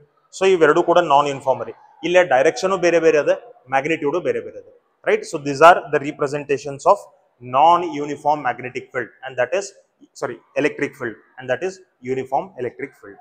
Okay, next ನೋಡ್ರಿ, motion of a charged particle in uniform electric field. So uniform electric field ಒಳಗೆ ನೀವು charge ನ ಇಟ್ಕೊಂಡ್ರೆ ಅಲ್ಲಿ ಅದರದ motion ಯಾವ ತರ ಇರುತ್ತೆ ಅನ್ನೋದನ್ನ ತಿಳ್ಕೊಳ್ಳೋಣ. See, if this is electric field, uniform electric field, in a uniform electric field if you place a charge called as plus q, positive charge in ಏನಾದರೂ ಒಂದು electric field ಒಳಗೆ ನೀವು ಇಟ್ಕೊಂಡ್ರೆ it will experience a force in the direction of electric field. Electric field ಯಾವ ಕಡೆ ಅದ ಆ ಕಡೆನ ಅದ್ರ ಮೇಲೆ ಒಂದು ಫೋರ್ಸ್ ಆಕ್ಟ್ ಆಗ್ತದ್ರಿ. ಆ ಫೋರ್ಸ್ ಎಷ್ಟಿರ್ತದಪ್ಪ ಅಂದ್ರೆ ಕ್ಯೂ ಇಂಟು ಇ. ಈ ಚಾರ್ಜ್ ಮತ್ತು ಆ ಚಾರ್ಜ್ ಯಾವ ಪಾಯಿಂಟ್ ಒಳಗೈತಿ ಆ ಪಾಯಿಂಟ್ ಒಳಗಿಂದ ಎಲೆಕ್ಟ್ರಿಕ್ ಫೀಲ್ಡ್ ನೀವು ಅದಕ್ಕೆ ಮಲ್ಟಿಪ್ಲೈ ಮಾಡಬೇಕು. ನೀವು ಅದ ಎಲೆಕ್ಟ್ರಿಕ್ ಫೀಲ್ಡ್ ಒಳಗೆ ಸಪೋಸ್ ಒಂದು ನೆಗೆಟಿವ್ ಚಾರ್ಜ್ ಇಟ್ಕೊಂಡ್ರಿ ಅಂತಂದ್ರೆ then the force on the negative charge will be in the opposite direction of electric field. In the opposite direction of electric field. So ಈ ಫೋರ್ಸ್ ನಮ್ಗೆ ಎಷ್ಟಿರ್ತದಪ್ಪ ಅಂದ್ರೆ it will also be Q into E.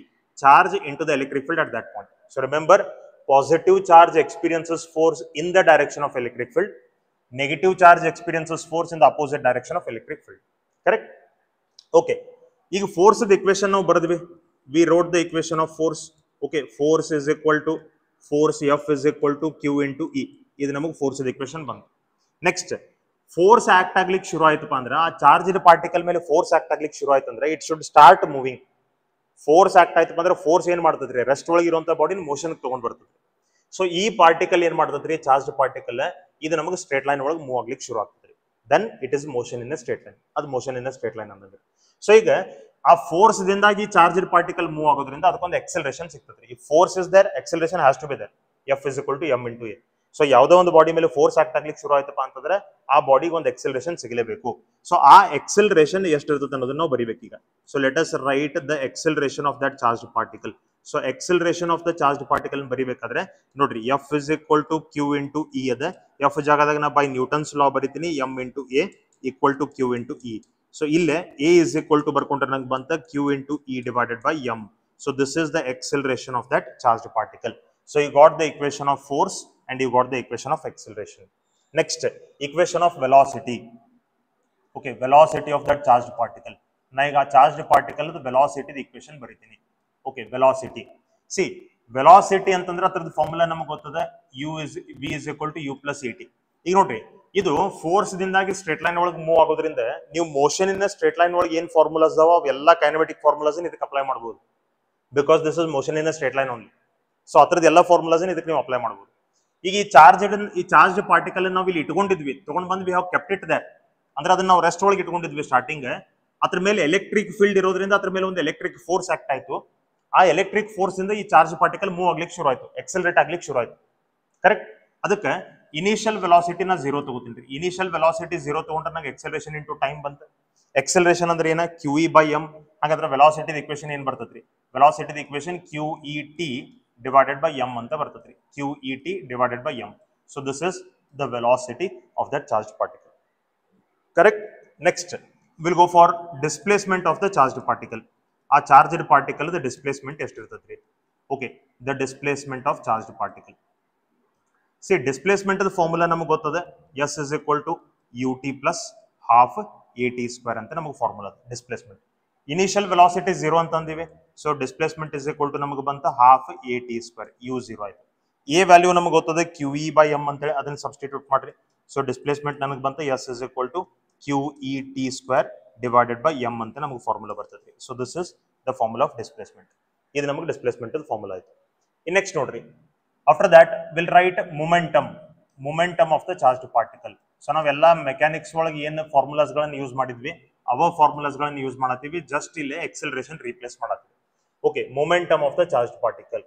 Momentum means it is given by mass into velocity. So mass into velocity of the charged particle. Velocity of the charged particle ಎಷ್ಟದ? QET divided by m ಅಂತದ. So m and m cancel ಆಯ್ತು. Momentum ನಮಗೆ ಬಂತ್ರಿ QET ಅಂತ. Momentum I got QET. This is momentum. Correct? Next, work done. We'll calculate work done. So work done. Okay, work done. Work done formula in real. What is the formula of work done? Work done is equal to force into displacement. ಅಥವಾ ನೀವು ಈ ತರನೂ ತಗೋಬಹುದು. Work done is equal to change in kinetic energy by what work energy theorem. Work energy ಥಿಯರಮ್ದಿಂದ ನೀವು ಹಿಂಗೂ ಬರ್ಕೋಬಹುದು. ಪ್ರಾಬ್ಲಮ್ದಾಗ use ಆಗ್ತೈತಿ. ಒಂದು ಪ್ರಾಬ್ಲಮ್ ಅದ ನಾ ತೋರಿಸ್ತೀನಿ ನಿಮ್ಗೆ, ಹೇಳ್ತೀನಿ. ಓಕೆ, ಫೋರ್ಸ್ ಅಂದ್ರೆ ಇದು ಎಷ್ಟದ್ರಿ? It is Q into E. Displacement ಅಂದ್ರೆ ಎಷ್ಟದ್ರಿ? It is half Q E T square by M. Half Q E T square divided by M. ಇದು ನಮಗೆ ಡಿಸ್ಪ್ಲೇಸ್ಮೆಂಟ್ ಅದ. ಹಂಗಾದ್ರೆ ವರ್ಕ್ ಡನ್ ಎಷ್ಟು ಬಂತು? Work done is equal to Q square E square T square divided by 2m. This much will be the work done. Work done ನಮಗೆ ಇಷ್ಟು ಬರ್ತದೆ. Correct? Okay, next kinetic energy. Kinetic energy, see kinetic energy ಅಂತಂದ್ರೆ kinetic energy means it is equal to half M V square. Half M V square. So half M V square ಅಂತಂದ್ರೆ V ಅಂದ್ರೆ ನಮ್ಗೆ ಎಷ್ಟದ್ರಿ? So Q E T by M ಅಂತ ಹೇಳಿದೆ. So Q E T square divided by M square ಅಂತ ನಾವು ಬರೀತೀವಿ. Correct? ಅದನ್ನ ಸ್ಕ್ವೇರ್ ಮಾಡ್ಕೊಂಡು ಬರತ್ತೀನಿ. ಎಮ್ ಮತ್ತು ಎಮ್ ಕ್ಯಾನ್ಸಲ್ ಆಯ್ತು. ನಮ್ಗೆ ಎಷ್ಟು ಬಂತು?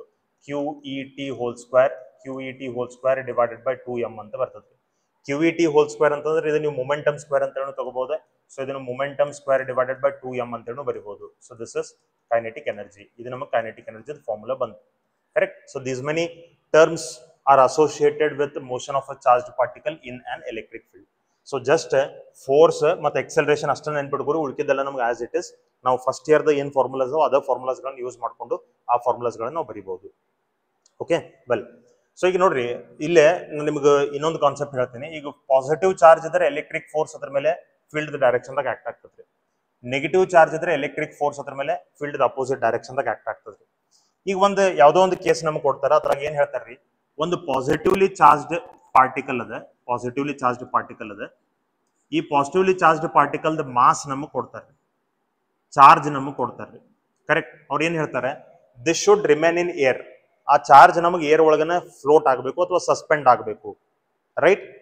ಹಂಗಾದ್ರೆ ಎಷ್ಟು ಎಲೆಕ್ಟ್ರಿಕ್ ಫೀಲ್ಡ್ ಇದಕ್ಕೆ ಅಪ್ಲೈ ಮಾಡಬೇಕು? ಅದನ್ನ ನೀವು ಏರ್ ಒಳಗೆ ಹೆಂಗೆ ನೀವು ಸಸ್ಪೆಂಡ್ ಮಾಡ್ಲಿಕ್ಕೆ ಸಾಧ್ಯ ಇದೆ? ಅಲ್ಲೇ ಗಾಳಿಯಾಗನ ಉಳಿಬೇಕದು. ನೋಡ್ರಿ, ಚಾರ್ಜ್ ಇದ್ರದ್ದು ವೇಟ್ ಅಂತೂ ಇದ್ದೇ ಇರ್ತೈತ್ರಿ. Weight will always be acting downwards. W is equal to M G ಅಂತ ನಮಗೆ ವೇಟ್ ಯಾವಾಗೂ ಆಕ್ಟ್ ಆಗ್ತಿರ್ತೈತ್ರಿ. ಸೊ ವೇಟ್ ಇರೋದ್ರಿಂದ because of weight it will be falling down. Because of weight ಅನ್ನೋ ಫೋರ್ಸ್ ನಿಂದಾಗಿ ಅದು ಕೆಳಗೆ ಬೀಳ್ತಿರ್ತೈತ್ರಿ.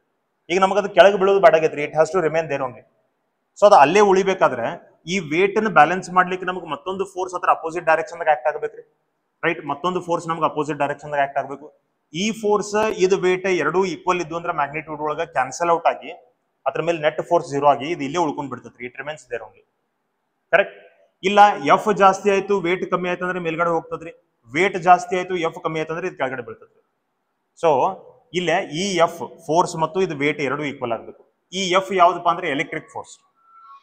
ಸೊ ಇದು ಪಾಸಿಟಿವ್ಲಿ ಚಾರ್ಜ್ಡ್ ಪಾರ್ಟಿಕಲ್ ಇರೋದ್ರಿಂದ you have to apply an electric field in upward direction. ಈ ಚಾರ್ಜ್ ಒಂದು ಅಪೋರ್ಡ್ ಡೈರೆಕ್ಷನ್ ದಾಗ ಎಲೆಕ್ಟ್ರಿಕ್ ಫೀಲ್ಡ್ ನೀವು ಅಪ್ಲೈ ಮಾಡಬೇಕು. ಯಾಕೆ ಅಪೋರ್ಡ್ ಡೈರೆಕ್ಷನ್ ರೀ? ಯಾಕಂದ್ರೆ ಪಾಸಿಟಿವ್ ಚಾರ್ಜ್ ಫೋರ್ಸ್ ಯಾವಾಗೂ ಫೀಲ್ಡ್ ಡೈರೆಕ್ಷನ್ ದಾಗ ಆಕ್ಟ್ ಆಗ್ತದ್ರಿ. In the direction of field act ಆಗ್ತದೆ. ಹೌದ್ರಿ? ಸೊ ನಮ್ಗೆ ಅಪೋರ್ಡ್ ಫೋರ್ಸ್ ಬೇಕಾಗಿದ್ರಿ. We want upward force. ಯಾಕೆ? ವೇಟ್ ಅನ್ನು ಬ್ಯಾಲೆನ್ಸ್ ಮಾಡಬೇಕಾಗಿತ್ತು. ಅದಕ್ಕೆ ಅಪೋರ್ಡ್ ಫೋರ್ಸ್ ರೀ. ಸೊ ನಾ ಇಲ್ಲಿ F is equal to W ಅಂತ ಬರೀತೀನಿ. ಎಫ್ ಅಂತಂದ್ರೆ ಇದೇನ್ರಿ? It is Q into E. W ಅಂತಂದ್ರೆ M into G. Right? So ನೀವು ಎಷ್ಟು ಎಲೆಕ್ಟ್ರಿಕ್ ಫೀಲ್ಡ್ ಅಪ್ಲೈ ಮಾಡ್ಬೇಕು ಅನ್ನೋದನ್ನ ಕ್ಯಾಲ್ಕುಲೇಟ್ ಮಾಡ್ಲಿಕ್ಕೆ you will get the formula M G divided by Q ಅಂತ. ಎಷ್ಟು ಎಲೆಕ್ಟ್ರಿಕ್ ಫೀಲ್ಡ್ ನೀವು ಅಪ್ಲೈ ಮಾಡಬೇಕು. ಇದ ಸಪೋಸ್ ನೆಗೆಟಿವ್ಲಿ ಚಾರ್ಜ್ಡ್ ಪಾರ್ಟಿಕಲ್ ಇತ್ತು. If this is negatively charged particle ಇತ್ತಪ್ಪ ಅಂತಂದ್ರೆ ಈಗ ಇದ್ರದ್ದು ವೇಟ್ ಅಂತೂ ಡೌನ್ವರ್ಡ್ಸ್ ಆಕ್ಟ್ ಆಗ್ತಿರ್ತದ್ರಿ. ವೇಟ್ ಅಂತೂ ಡೌನ್ವರ್ಡ್ಸ್ ಆಕ್ಟ್ ಆಗ್ತಿರ್ತದೆ. ಈ ವೇಟ್ ಅನ್ನು ಬ್ಯಾಲೆನ್ಸ್ ಮಾಡ್ಲಿಕ್ಕೆ ನಮ್ಗೆ ಫೋರ್ಸ್ ಅಂತೂ ಅಪೋರ್ಡ್ಸ್ ಬೇಕ್ರಿ. ಫೋರ್ಸ್ ಅಂತೂ ನಮ್ಗೆ ಅಪೋರ್ಡ್ಸ್ ಬೇಕು. ಸೊ ನೆಗೆಟಿವ್ ಚಾರ್ಜ್ ಮೇಲೆ ಫೋರ್ಸ್ ನಮ್ಗೆ ಅಪೋರ್ಡ್ಸ್ ಬರ್ಬೇಕಾದ್ರೆ ಫೀಲ್ಡ್ ನಾವು ಫೋರ್ಸ್ ಅಪೋಸಿಟ್ ಡೈರೆಕ್ಷನ್ ಒಳಗೆ ಈ ಡೈರೆಕ್ಷನ್ ಒಳಗೆ ನಾವು ಫೀಲ್ಡ್ ಅಪ್ಲೈ ಮಾಡಬೇಕು. Because on negative charge the force will act in the opposite direction of electric field. Correct? So force ನಾವು ಡೌನ್ವರ್ಡ್ಸ್ ಆಕ್ಟ್ ಫೀಲ್ಡ್ ನಾವು ಡೌನ್ವರ್ಡ್ಸ್ ಅಪ್ಲೈ ಮಾಡಬೇಕು. ಇಲ್ಲಿ ಮತ್ತೆ ನಾವು ಫೀಲ್ಡ್ ಇಕ್ವೇಶನ್ ಅದ ಬರ್ತದ್ರಿ, E is equal to mg divided by Q ಅಂತ ನಮಗೆ ಫೀಲ್ಡ್ ಇಕ್ವೇಶನ್ ಬರ್ತದ್ರಿ. ಇಷ್ಟೇನೆ ಡೈರೆಕ್ಷನ್ ಆಫ್ ಫೀಲ್ಡ್ ನಾವು ರಿವರ್ಸ್ ಮಾಡಬೇಕು. ಓಕೆ, ಈಗ ನೋಡ್ರಿ ಇದ ಕೇಸ್ ಒಳಗೆ ಪಾಸಿಟಿವ್ಲಿ ಚಾರ್ಜ್ಡ್ ಪಾರ್ಟಿಕಲ್ ಅದ ವೇಟ್ ಡೌನ್ವರ್ಡ್ಸ್ ಆಕ್ಟ್ ಆಗತ್ತೈತಿ. Instead of applying the electric field upwards ನ ಡೌನ್ವರ್ಡ್ಸ್ ಎಲೆಕ್ಟ್ರಿಕ್ ಫೀಲ್ಡ್ ಅಪ್ಲೈ ಮಾಡಿ ಅಂತಂದ್ರೆ ಏನಾಗ್ತದ್ರಿ, ಇಟ್ ವಿಲ್ ಗೆಟ್ ಎಕ್ಸೆಲರೇಟೆಡ್. ಇದು ನಮಗೆ ಎಕ್ಸೆಲರೇಟ್ ಆಗ್ತದ್ರಿ, ಯಾಕಂದ್ರೆ ಅದ್ರ ಮೇಲೆ ಎರಡು ಫೋರ್ಸ್ ಆಕ್ಟ್ ಆಗ್ಲಿಕ್ಕೆ ಶುರು ಆಗ್ತಾವ. mg ಪ್ಲಸ್ QE ಅಂತ ಎರಡು ಫೋರ್ಸ್ ಅದ್ರ ಮೇಲೆ ಆಕ್ಟ್ ಆಗ್ಲಿಕ್ಕೆ ಶುರು ಆಗ್ತಾವ್ರಿ. So it accelerates downwards. ಮತ್ತೊಂದು ಜರ ಜಾಸ್ತಿ ಎಕ್ಸೆಲರೇಷನ್ ದಿಂದ ಅದು ಕೆಳಗಡೆ ಬೀಳಲಿಕ್ಕೆ ಶುರು ಆಗ್ತದೆ. ರೈಟ್, ಓಕೆ, ಇದೊಂದು ಕಾನ್ಸೆಪ್ಟ್ ಗೊತ್ತಿರಲಿ. ನೆಕ್ಸ್ಟ್ ನೋಡ್ರಿ, ಇದೊಂದು ಸ್ಟ್ಯಾಂಡರ್ಡ್ ರಿಸಲ್ಟ್ ಅದ, ನೆನ್ಪಿಟ್ಕೊಳ್ರಿ. If a charge Q is placed at each vertex of a regular polygon, the net electric field at the center is 0. Regular polygon ಅಂದ್ರೆ ಏನು? Triangle, square, pentagon, hexagon, octagon, ಇವೆಲ್ಲನೂ regular polygons. Regular polygons ಇರಬೇಕು, plus ಆ regular polygon ಪ್ರತಿಯೊಂದು vertex ಮೇಲೆ charge same charge ನೀವು ಇಟ್ಕೊಂಡಿರ್ಬೇಕು.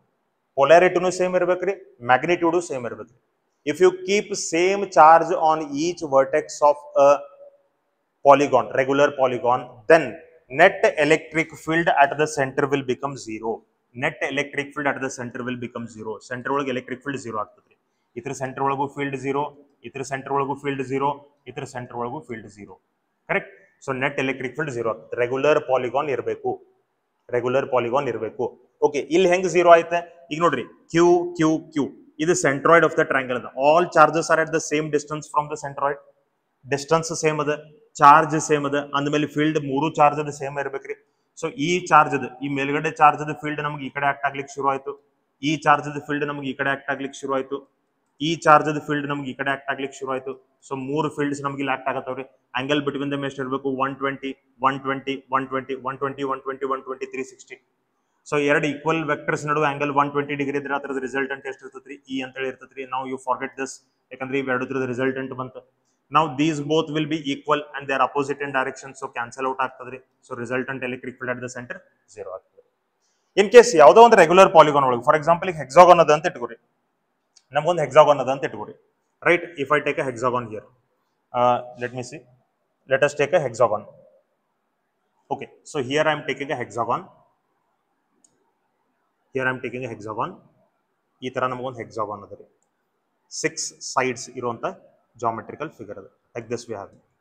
ಈ hexagon 5 vertex ಮೇಲೆ 5 ಚಾರ್ಜಸ್ ಗಳನ್ನ ಇಟ್ಕೋತೀನಿ. There is absence of 1 charge. So ಇಲ್ಲಿ ಏನಾಗ್ತದ್ರಿ, ಸೆಂಟರ್ ಒಳಗೆ ಎಲೆಕ್ಟ್ರಿಕ್ ಫೀಲ್ಡ್ 0 ಇರಂಗಿಲ್ಲ. ನಾವು the electric field is not 0 at the centre. Why? ನೋಡ್ರಿ, ಈ ಚಾರ್ಜ್ ಫೀಲ್ಡ್ ನಮಗೆ ಈ ಕಡೆ ಇರ್ತದೆ, ದಟ್ ಈಸ್ ಇ. ಈ ಚಾರ್ಜ್ ಫೀಲ್ಡ್ ನಮಗೆ ಈ ಕಡೆ ಇರ್ತದೆ, that is E. These both fields will be equal in magnitude because this point is at the same distance from both the charges and both charges are same. So field ಎರಡು equal ಮತ್ತು opposite ಇರೋದ್ರಿಂದ cancel ಆಗ್ತದೆ. So ಈ charge field ಈ charge field cancel ಆಯ್ತು. ಈ charge field ಈ ಕಡೆ ಇರ್ತದ್ರಿ, ಕರೆಕ್ಟ್. ಆಮೇಲೆ ಈ ಚಾರ್ಜ್ ಫೀಲ್ಡ್ ಈ ಕಡೆ ಇರ್ತದ್ರಿ. So these both will get cancelled, correct. ಈ ಚಾರ್ಜ್ ಫೀಲ್ಡ್ ನಮ್ಗೆ ಈ ಕಡೆ ಬರ್ತದ್ರಿ, ಬಟ್ ಇದರ ಅಪೋಸಿಟ್ ಡೈರೆಕ್ಷನ್ ಒಳಗೆ ನಮಗೆ ಫೀಲ್ಡ್ ತಗೊಳ್ಳಿಕ್ಕೆ ಇಲ್ಲಿ ಚಾರ್ಜ್ ಇಲ್ಲ, ಅಬ್ಸೆಂಟ್ ಅದ. ಸೊ ಇದು ಒಂದು ಫೀಲ್ಡ್ ಅಲ್ಲಿ ಉಳ್ಕೋತದೆ. So if there is one charge less, if there is one charge missing, then at the center of that polygon there will be electric field due to one charge. One charge the electric field alli ulkondirtadri, and that will be 1/4 pi epsilon naught q divided by l square. L antandre it is the distance from the center, charge the distance from the center. So one charge the electric field center ಒಳಗೆ ಉಳ್ಕೊಂಡಿರ್ತದ್ರಿ. So ಇದು ನಿಮಗೆ ಗೊತ್ತಿರಲಿ. Next ನೋಡ್ರಿ, null point ಅಥವಾ neutral point. Null point ಅಥವಾ neutral point shortcut formula same ಅದ. ಯಾವುದು? ನಾವೀಗೇನು third equilibrium charge formula use ಮಾಡಿದ್ವಿ, ಅದೇ ಫಾರ್ಮುಲಾ ಇಲ್ಲೂ ಯೂಸ್ ಮಾಡ್ಬೇಕು. ಬಟ್ ಈ ನಲ್ ಪಾಯಿಂಟ್ ಅಥವಾ ನ್ಯೂಟ್ರಲ್ ಪಾಯಿಂಟ್ ಅಂದ್ರೆ ಏನು? Let us understand. ಸಿ, ಈಗ ನಮಗೆ ಎರಡು ಪಾಸಿಟಿವ್ ಚಾರ್ಜಸ್ ಅದಾವ ಅಂತ ಇಟ್ಕೋರಿ. If there are 2 like charges, right, this is plus Q and this is plus Q. ಇದು Q2 ಅಂತಿರ್ಲಿ, ಇದು Q1 ಅಂತಿರ್ಲಿ. ಈಗ ಇವು ಎರಡು ತರ ಚಾರ್ಜಸ್ ಮಿಡಲ್ದಾಗ ಎಲ್ಲೋ ಒಂದು ಪಾಯಿಂಟ್ ತಗೊಳ್ರಿ, ಇಲ್ಲೇ ಫೀಲ್ಡ್ ಗಳನ್ನು ಮಾರ್ಕ್ ಮಾಡ್ರಿ. Mark the field. Positive charge ಇರೋದ್ರಿಂದ ಇದರದ ಎಲೆಕ್ಟ್ರಿಕ್ ಫೀಲ್ಡ್ ಈ ಕಡೆ ಇರ್ತದ್ರಿ, E1. ಇದು ಪಾಸಿಟಿವ್ ಇರೋದ್ರಿಂದ ಎಲೆಕ್ಟ್ರಿಕ್ ಫೀಲ್ಡ್ ರೇಡಿಯಲ್ ಔಟ್ವರ್ಡ್ಸ್ ಇರಬೇಕು, ಅದರದ ಎಲೆಕ್ಟ್ರಿಕ್ ಫೀಲ್ಡ್ ನಮ್ಗೆ ಈ ಕಡೆ ಬರ್ತದ್ರಿ, E2. So you will get the fields in opposite direction. ಎರಡು ಫೀಲ್ಡ್ಸ್ ನಿಮ್ಗೆ ಪಾಯಿಂಟ್ ಎಲ್ಲಿ ಬೇಕಾದಲ್ಲಿ ನೀವು ತಗೊಳ್ರಿ, ಇಲ್ಲಿ ತಗೊಳ್ರಿ, ಇಲ್ಲಿ ತಗೊಳ್ರಿ, ಇಲ್ಲಿ ತಗೊಳ್ರಿ, ಇಲ್ಲಿ ತಗೊಳ್ರಿ, ಎಲ್ಲಿ ಬೇಕಾದಲ್ಲಿ ನೀವು ಪಾಯಿಂಟ್ ತಗೋರಿ. ಎಲ್ಲಾ ಪಾಯಿಂಟ್ ಒಳಗೆ ಎರಡೂ ಚಾರ್ಜಸ್ ಫೀಲ್ಡ್ ನಮಗೆ ಅಪೋಸಿಟ್ ಡೈರೆಕ್ಷನ್ ದಾಗ ಇರ್ತದ್ರಿ. ಬಟ್ ಇವು ಎರಡೂ ಚಾರ್ಜಸ್ ನಮಗೆ ಮ್ಯಾಗ್ನಿಟ್ಯೂಡ್ ಒಳಗೆ ಈಕ್ವಲ್ ಇರಂಗಿಲ್ಲ ಎಲ್ಲ ಪಾಯಿಂಟ್ ಒಳಗೆ. ಯಾವುದೋ ಒಂದು ಪರ್ಟಿಕ್ಯುಲರ್ ಪಾಯಿಂಟ್ ಒಳಗೆ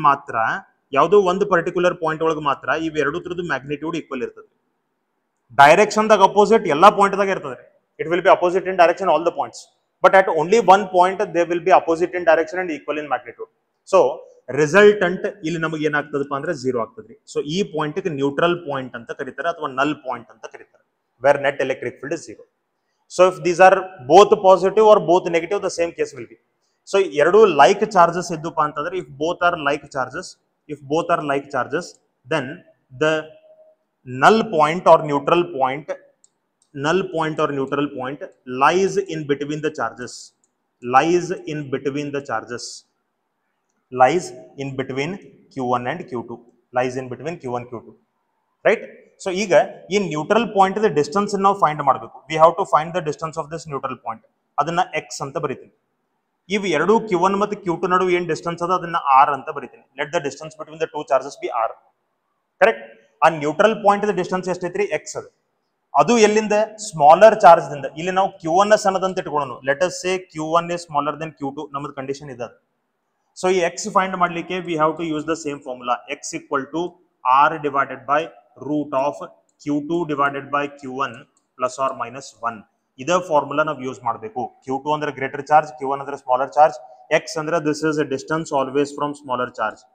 Distance always from smaller charge. ಯಾವ ಚಾರ್ಜ್ ಅದ ಮ್ಯಾಗ್ನಿಟ್ಯೂಡ್ ಕಡಿಮೆ ಅದ ಆ ಚಾರ್ಜ್ ದಿಂದ ನಮಗೆ ಇದು ಡಿಸ್ಟೆನ್ಸ್ ಕೊಡ್ತೈತ್ರಿ.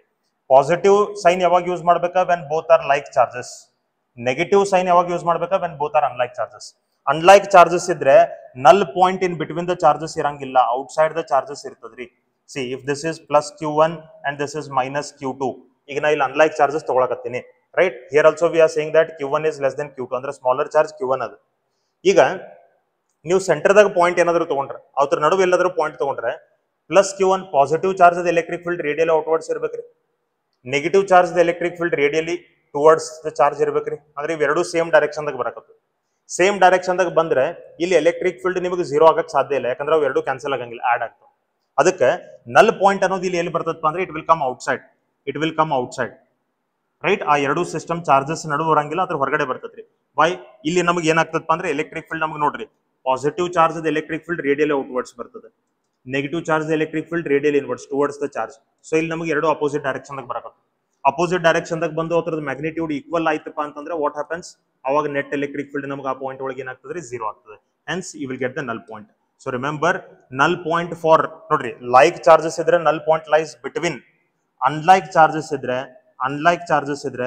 ನಲ್ point lies outside the system, correct? System ಬಿಟ್ಟು ಹೊರಗಡೆ ಇರ್ತದ್ರಿ ನಲ್ ಪಾಯಿಂಟ್, ರೈಟ್? ಅವಾಗ ನೀವು ಇಲ್ಲಿ ಏನ್ ಮಾಡ್ಬೇಕು? ಈ ಫಾರ್ಮುಲಾ ಒಳಗೆ ನೀವು ನೆಗೆಟಿವ್ ಸೈನ್ ಯೂಸ್ ಮಾಡಬೇಕು. ಅನ್ಲೈಕ್ ಚಾರ್ಜಸ್ ಇದ್ರೆ, ಲೈಕ್ ಚಾರ್ಜಸ್ ಇದ್ರೆ ಪಾಸಿಟಿವ್ ಯೂಸ್ ಮಾಡ್ರಿ. ಬಟ್ ಡಿಸ್ಟೆನ್ಸ್ ಯಾವಾಗೂ ಎಕ್ಸ್ ಅನ್ನೋ ಡಿಸ್ಟೆನ್ಸ್ ಯಾವಾಗೂ ನಮಗೆ ಸ್ಮಾಲರ್ ಚಾರ್ಜ್ ಇಂದನೇ ಇರ್ತದೆ. It is always from smaller charge. Okay, that is all about the null point or neutral point. Okay, next see electric field due to a charged ring. ಸ್ವಲ್ಪ ಒಂದು ಎರಡು concept ನ ಇಲ್ಲಿ extra ತಗೊಂಡಿದ್ದೀನಿ. See this is a charged ring. ಇಲ್ಲಿ ಒಂದು ring ಅದ. ಈ ರಿಂಗ್ ದ ರೇಡಿಯಸ್ ನಮಗೆ r ಅಂತ ಇರಲಿ, ಚಾರ್ಜ್ ಇದ್ರ ಮೇಲೆ ಪ್ಲಸ್ q ಅಂತೇಳಿ ನಮಗೆ ಚಾರ್ಜ್ ಇರಲಿ. Let me say the charge is plus q. ಇದ್ರ ಮೇಲೆ ಪ್ಲಸ್ q ಅಂತ ಚಾರ್ಜ್ ಅದ. ಇದ್ರದ ಎಕ್ಸಸ್ ನ ಇಲ್ಲಿ ತಗೋತೀನಿ. This is the axis of the charged ring, correct? ಆಮೇಲೆ ಈ excess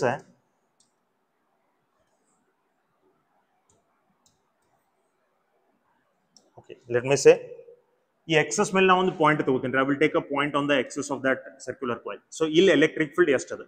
distance of that axial point from the center of the ring the centre ದಿಂದ ಆ ಪಾಯಿಂಟ್ ದ ಡಿಸ್ಟೆನ್ಸ್ ನಮಗೆ ಎಷ್ಟದಪ್ಪ ಅಂದ್ರೆ x ಅಂತ ಹೇಳಿದೆ. ಸೊ ಈ ಪಾಯಿಂಟ್ ಒಳಗೆ ನಮಗೆ ಎಲೆಕ್ಟ್ರಿಕ್ ಫೀಲ್ಡ್ ಎಷ್ಟು ಇರ್ತದಪ್ಪ ಅಂತಂದ್ರೆ it will be 1/4πε0 qx divided by r² plus x² whole raised to 3/2. r² plus x² whole raised to 3/2. ಇಷ್ಟು ಎಲೆಕ್ಟ್ರಿಕ್ ಫೀಲ್ಡ್ ನಮಗೆ ಈ ಎಕ್ಸಿಯಲ್ ಪಾಯಿಂಟ್ ಒಳಗೆ ಇರ್ತದ್ರಿ due to this charge. Suppose ಈ ಪಾಯಿಂಟ್ ಪಿ ನ ಸೆಂಟರ್ ಒಳಗೆ ತಗೋನಿ, if I take it at the centre ಒಳಗೆ ನಾ ತಗೋನಿ ಅಂತಂದ್ರೆ ಆಟ್ ಸೆಂಟರ್ ಎಕ್ಸ್ ನಮಗೆ ಏನಾಗ್ತದಪ್ಪ ಅಂದ್ರೆ 0 ಆಗ್ತದ್ರಿ. ಎಕ್ಸ್ 0 ಆಯ್ತಂದ್ರೆ ಎಲೆಕ್ಟ್ರಿಕ್ ಫೀಲ್ಡ್ ನಮ್ಗೆ ಎಷ್ಟು ಆಗ್ತದ್ರಿ? This becomes 0. ಎಕ್ಸ್ ನಮಗೆ 0 ಆಗ್ತದ್ರಿ. ಎಕ್ಸ್ 0 ಆಯ್ತಪ್ಪ ಅಂತಂದ್ರೆ net electric field at the centre ನಮ್ಗೆ ಏನಾಗ್ಬಿಡ್ತದ್ರಿ? It becomes 0. Electric field at the centre of the charge ring will become 0. Next, electric field due to hollow hemispherical cup. ಈ ತರ ಒಂದು hollow hemispherical cup ಅದರಿ, right? Hollow hemispherical cup. ಈಗ ಇತರದ electric field ನಮಗೆ ಎಷ್ಟು ಇರ್ತದೆ? How much will be the electric field? electric field E will be equal to sigma divided by 4 epsilon naught. Right? Iಷ್ಟು ನಮಗೆ electric field ಇರ್ತದ್ರಿ hollow hemispherical ring. Next ನೋಡ್ರಿ electric field due to charged circular arc. Charged circular arc ಅಂತಂದ್ರೆ full ring ಕೊಟ್ಟಿರಂಗಿಲ್ಲ ನಿಮಗೆ, ಇಷ್ಟ ಒಂದು arc ಕೊಟ್ಟಿರ್ತಾರೆ, ಆ ಸರ್ಕ್ಯುಲರ್ ರಿಂಗ್ ಒಂದು ಪಾರ್ಟ್ ಕೊಟ್ಟಿರ್ತಾರೆ. Let me say the charge on this circular ring is plus Q, ಇದ್ರ ಮೇಲೆ ಪ್ಲಸ್ ಕ್ಯೂ ಚಾರ್ಜ್ ಅದ ಅಂತ ಇಟ್ಕೊಳ್ಳಿ. ಈಗ ಈ ರಿಂಗದ ಎರಡು ಇದೇನು ನಮಗೆ ಪಾರ್ಟ್ ಅದ, ಈ ಪಾರ್ಟ್ ಅದ ಎರಡು ಎಂಡ್ಸ್ ಗಳನ್ನ ಒಂದು ಸೆಂಟರ್ ಜಾಯಿನ್ ಮಾಡ್ಕೊರಿ. ರೇಡಿಯಸ್ ಇದ್ರದ್ದು ನಮಗೆ ಆರ್ ಅದ ಅಂತ ಇಟ್ಕೊಳ್ಳೋಣ. Let me say its radius is R and the straight lines which are joining the ends of the arc are subtending an angle theta in between them. Avadra naduve angle theta ada anta itkondi. Then electric field at the center will be equal to 2k lambda divided by r sin theta by 2. 2k lambda divided by r sin theta by 2. Ist electric field nಮಗೆ ಇರ್ತದ್ರಿ. K ಅಂದ್ರೆ 1/4 pi epsilon naught, lambda ಅಂದ್ರೆ linear charge density, r means it is radius, right? R means it is radius. Theta ಅಂತಂದ್ರೆ it is angle subtended by the two straight lines joining the center. Correct? ಇಷ್ಟು ನಮಗೆ electric field ಇರ್ತದ್ರಿ. ಆ arc ದ electric field ಅದು. Okay, next will see some MCQs on this. ಇದ್ರ ಮೇಲೆ ಕೆಲವೊಂದಿಷ್ಟು MCQs ಗಳನ್ನು ನೋಡೋಣ.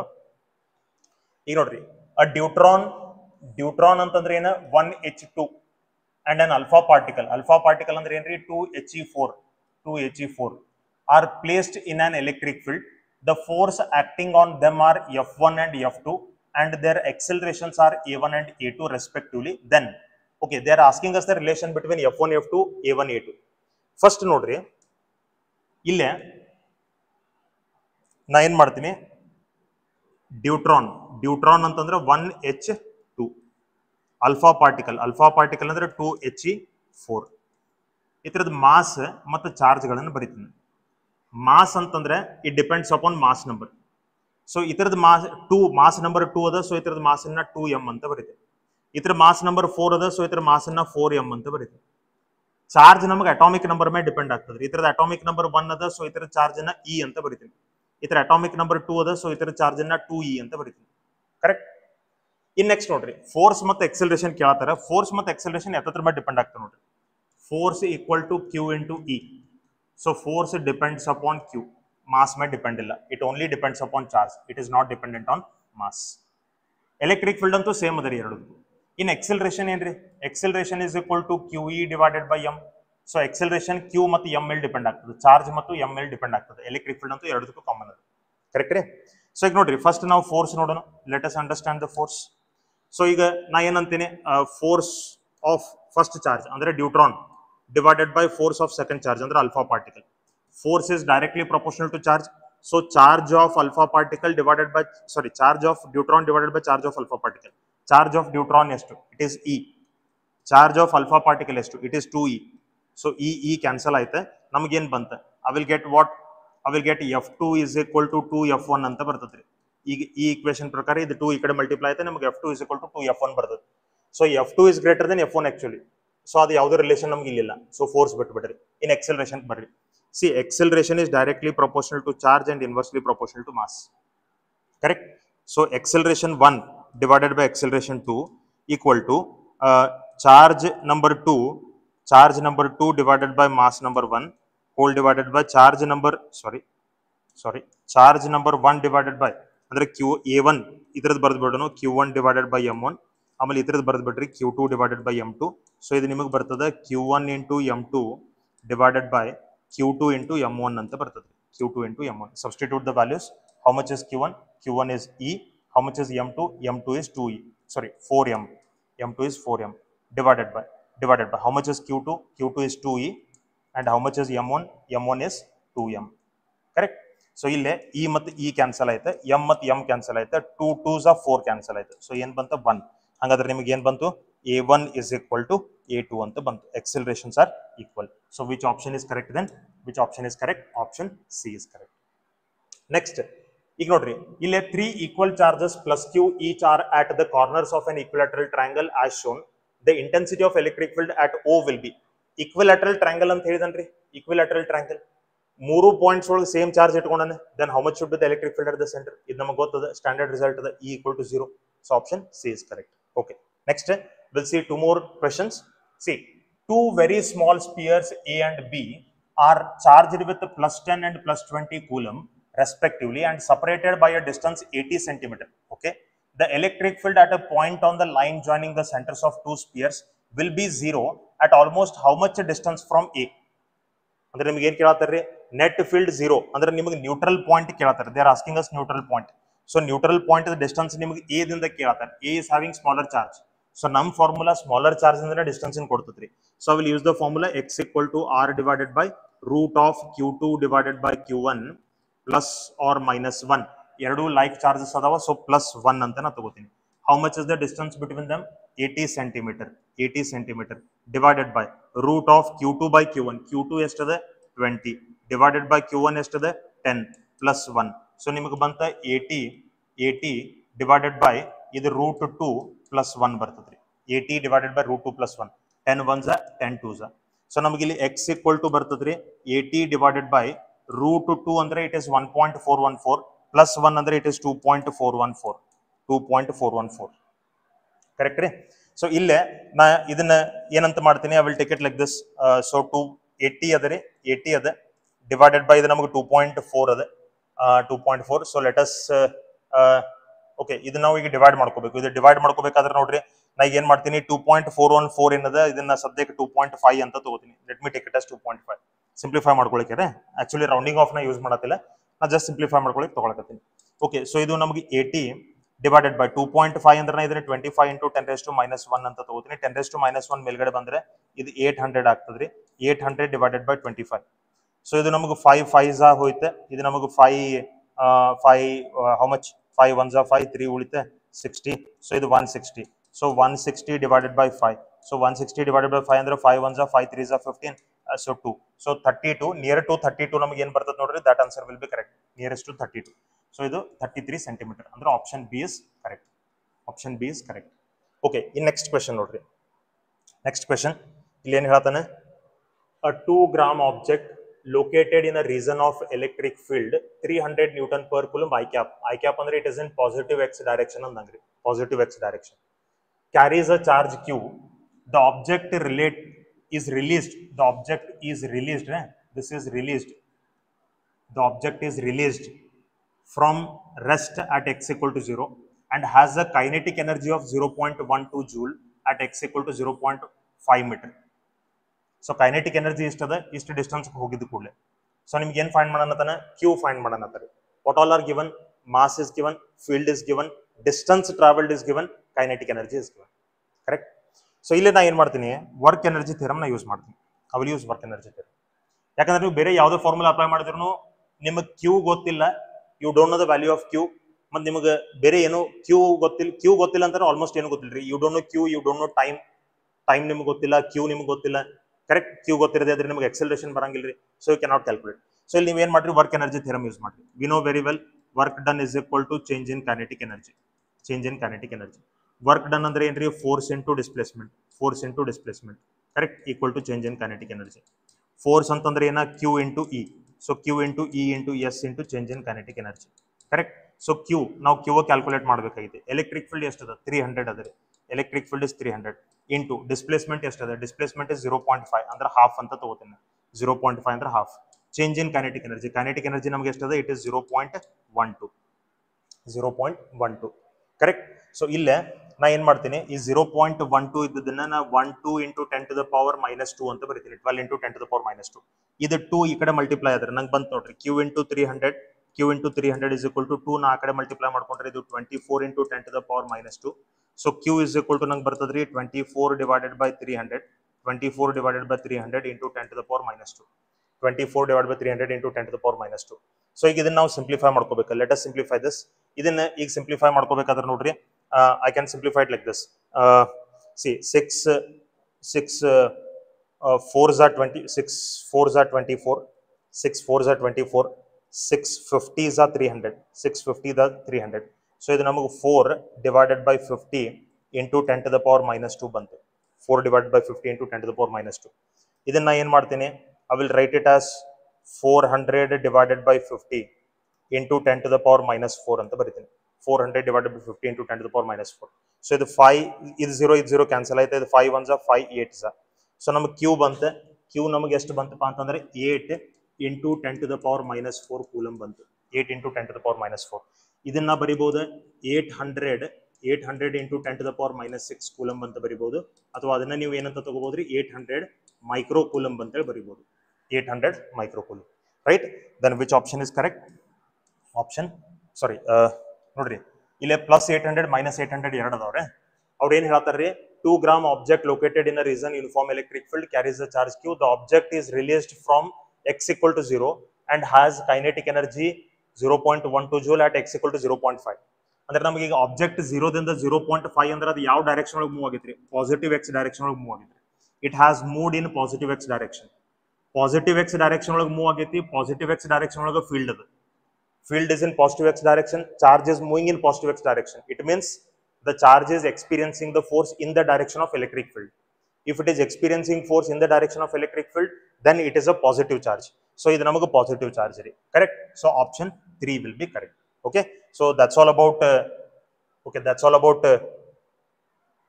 this part of video. So ille now electric field vargu cover ಮಾಡಿದಿವಿ. This is the first part of video of this chapter. In second part ಒಳಗೆ ನಾವು electric dipole, potential electric dipole as well as electric flux ಇವೆಲ್ಲ concepts ಗಳನ್ನು ನಾವು second part ಒಳಗೆ ನೋಡೋಣ.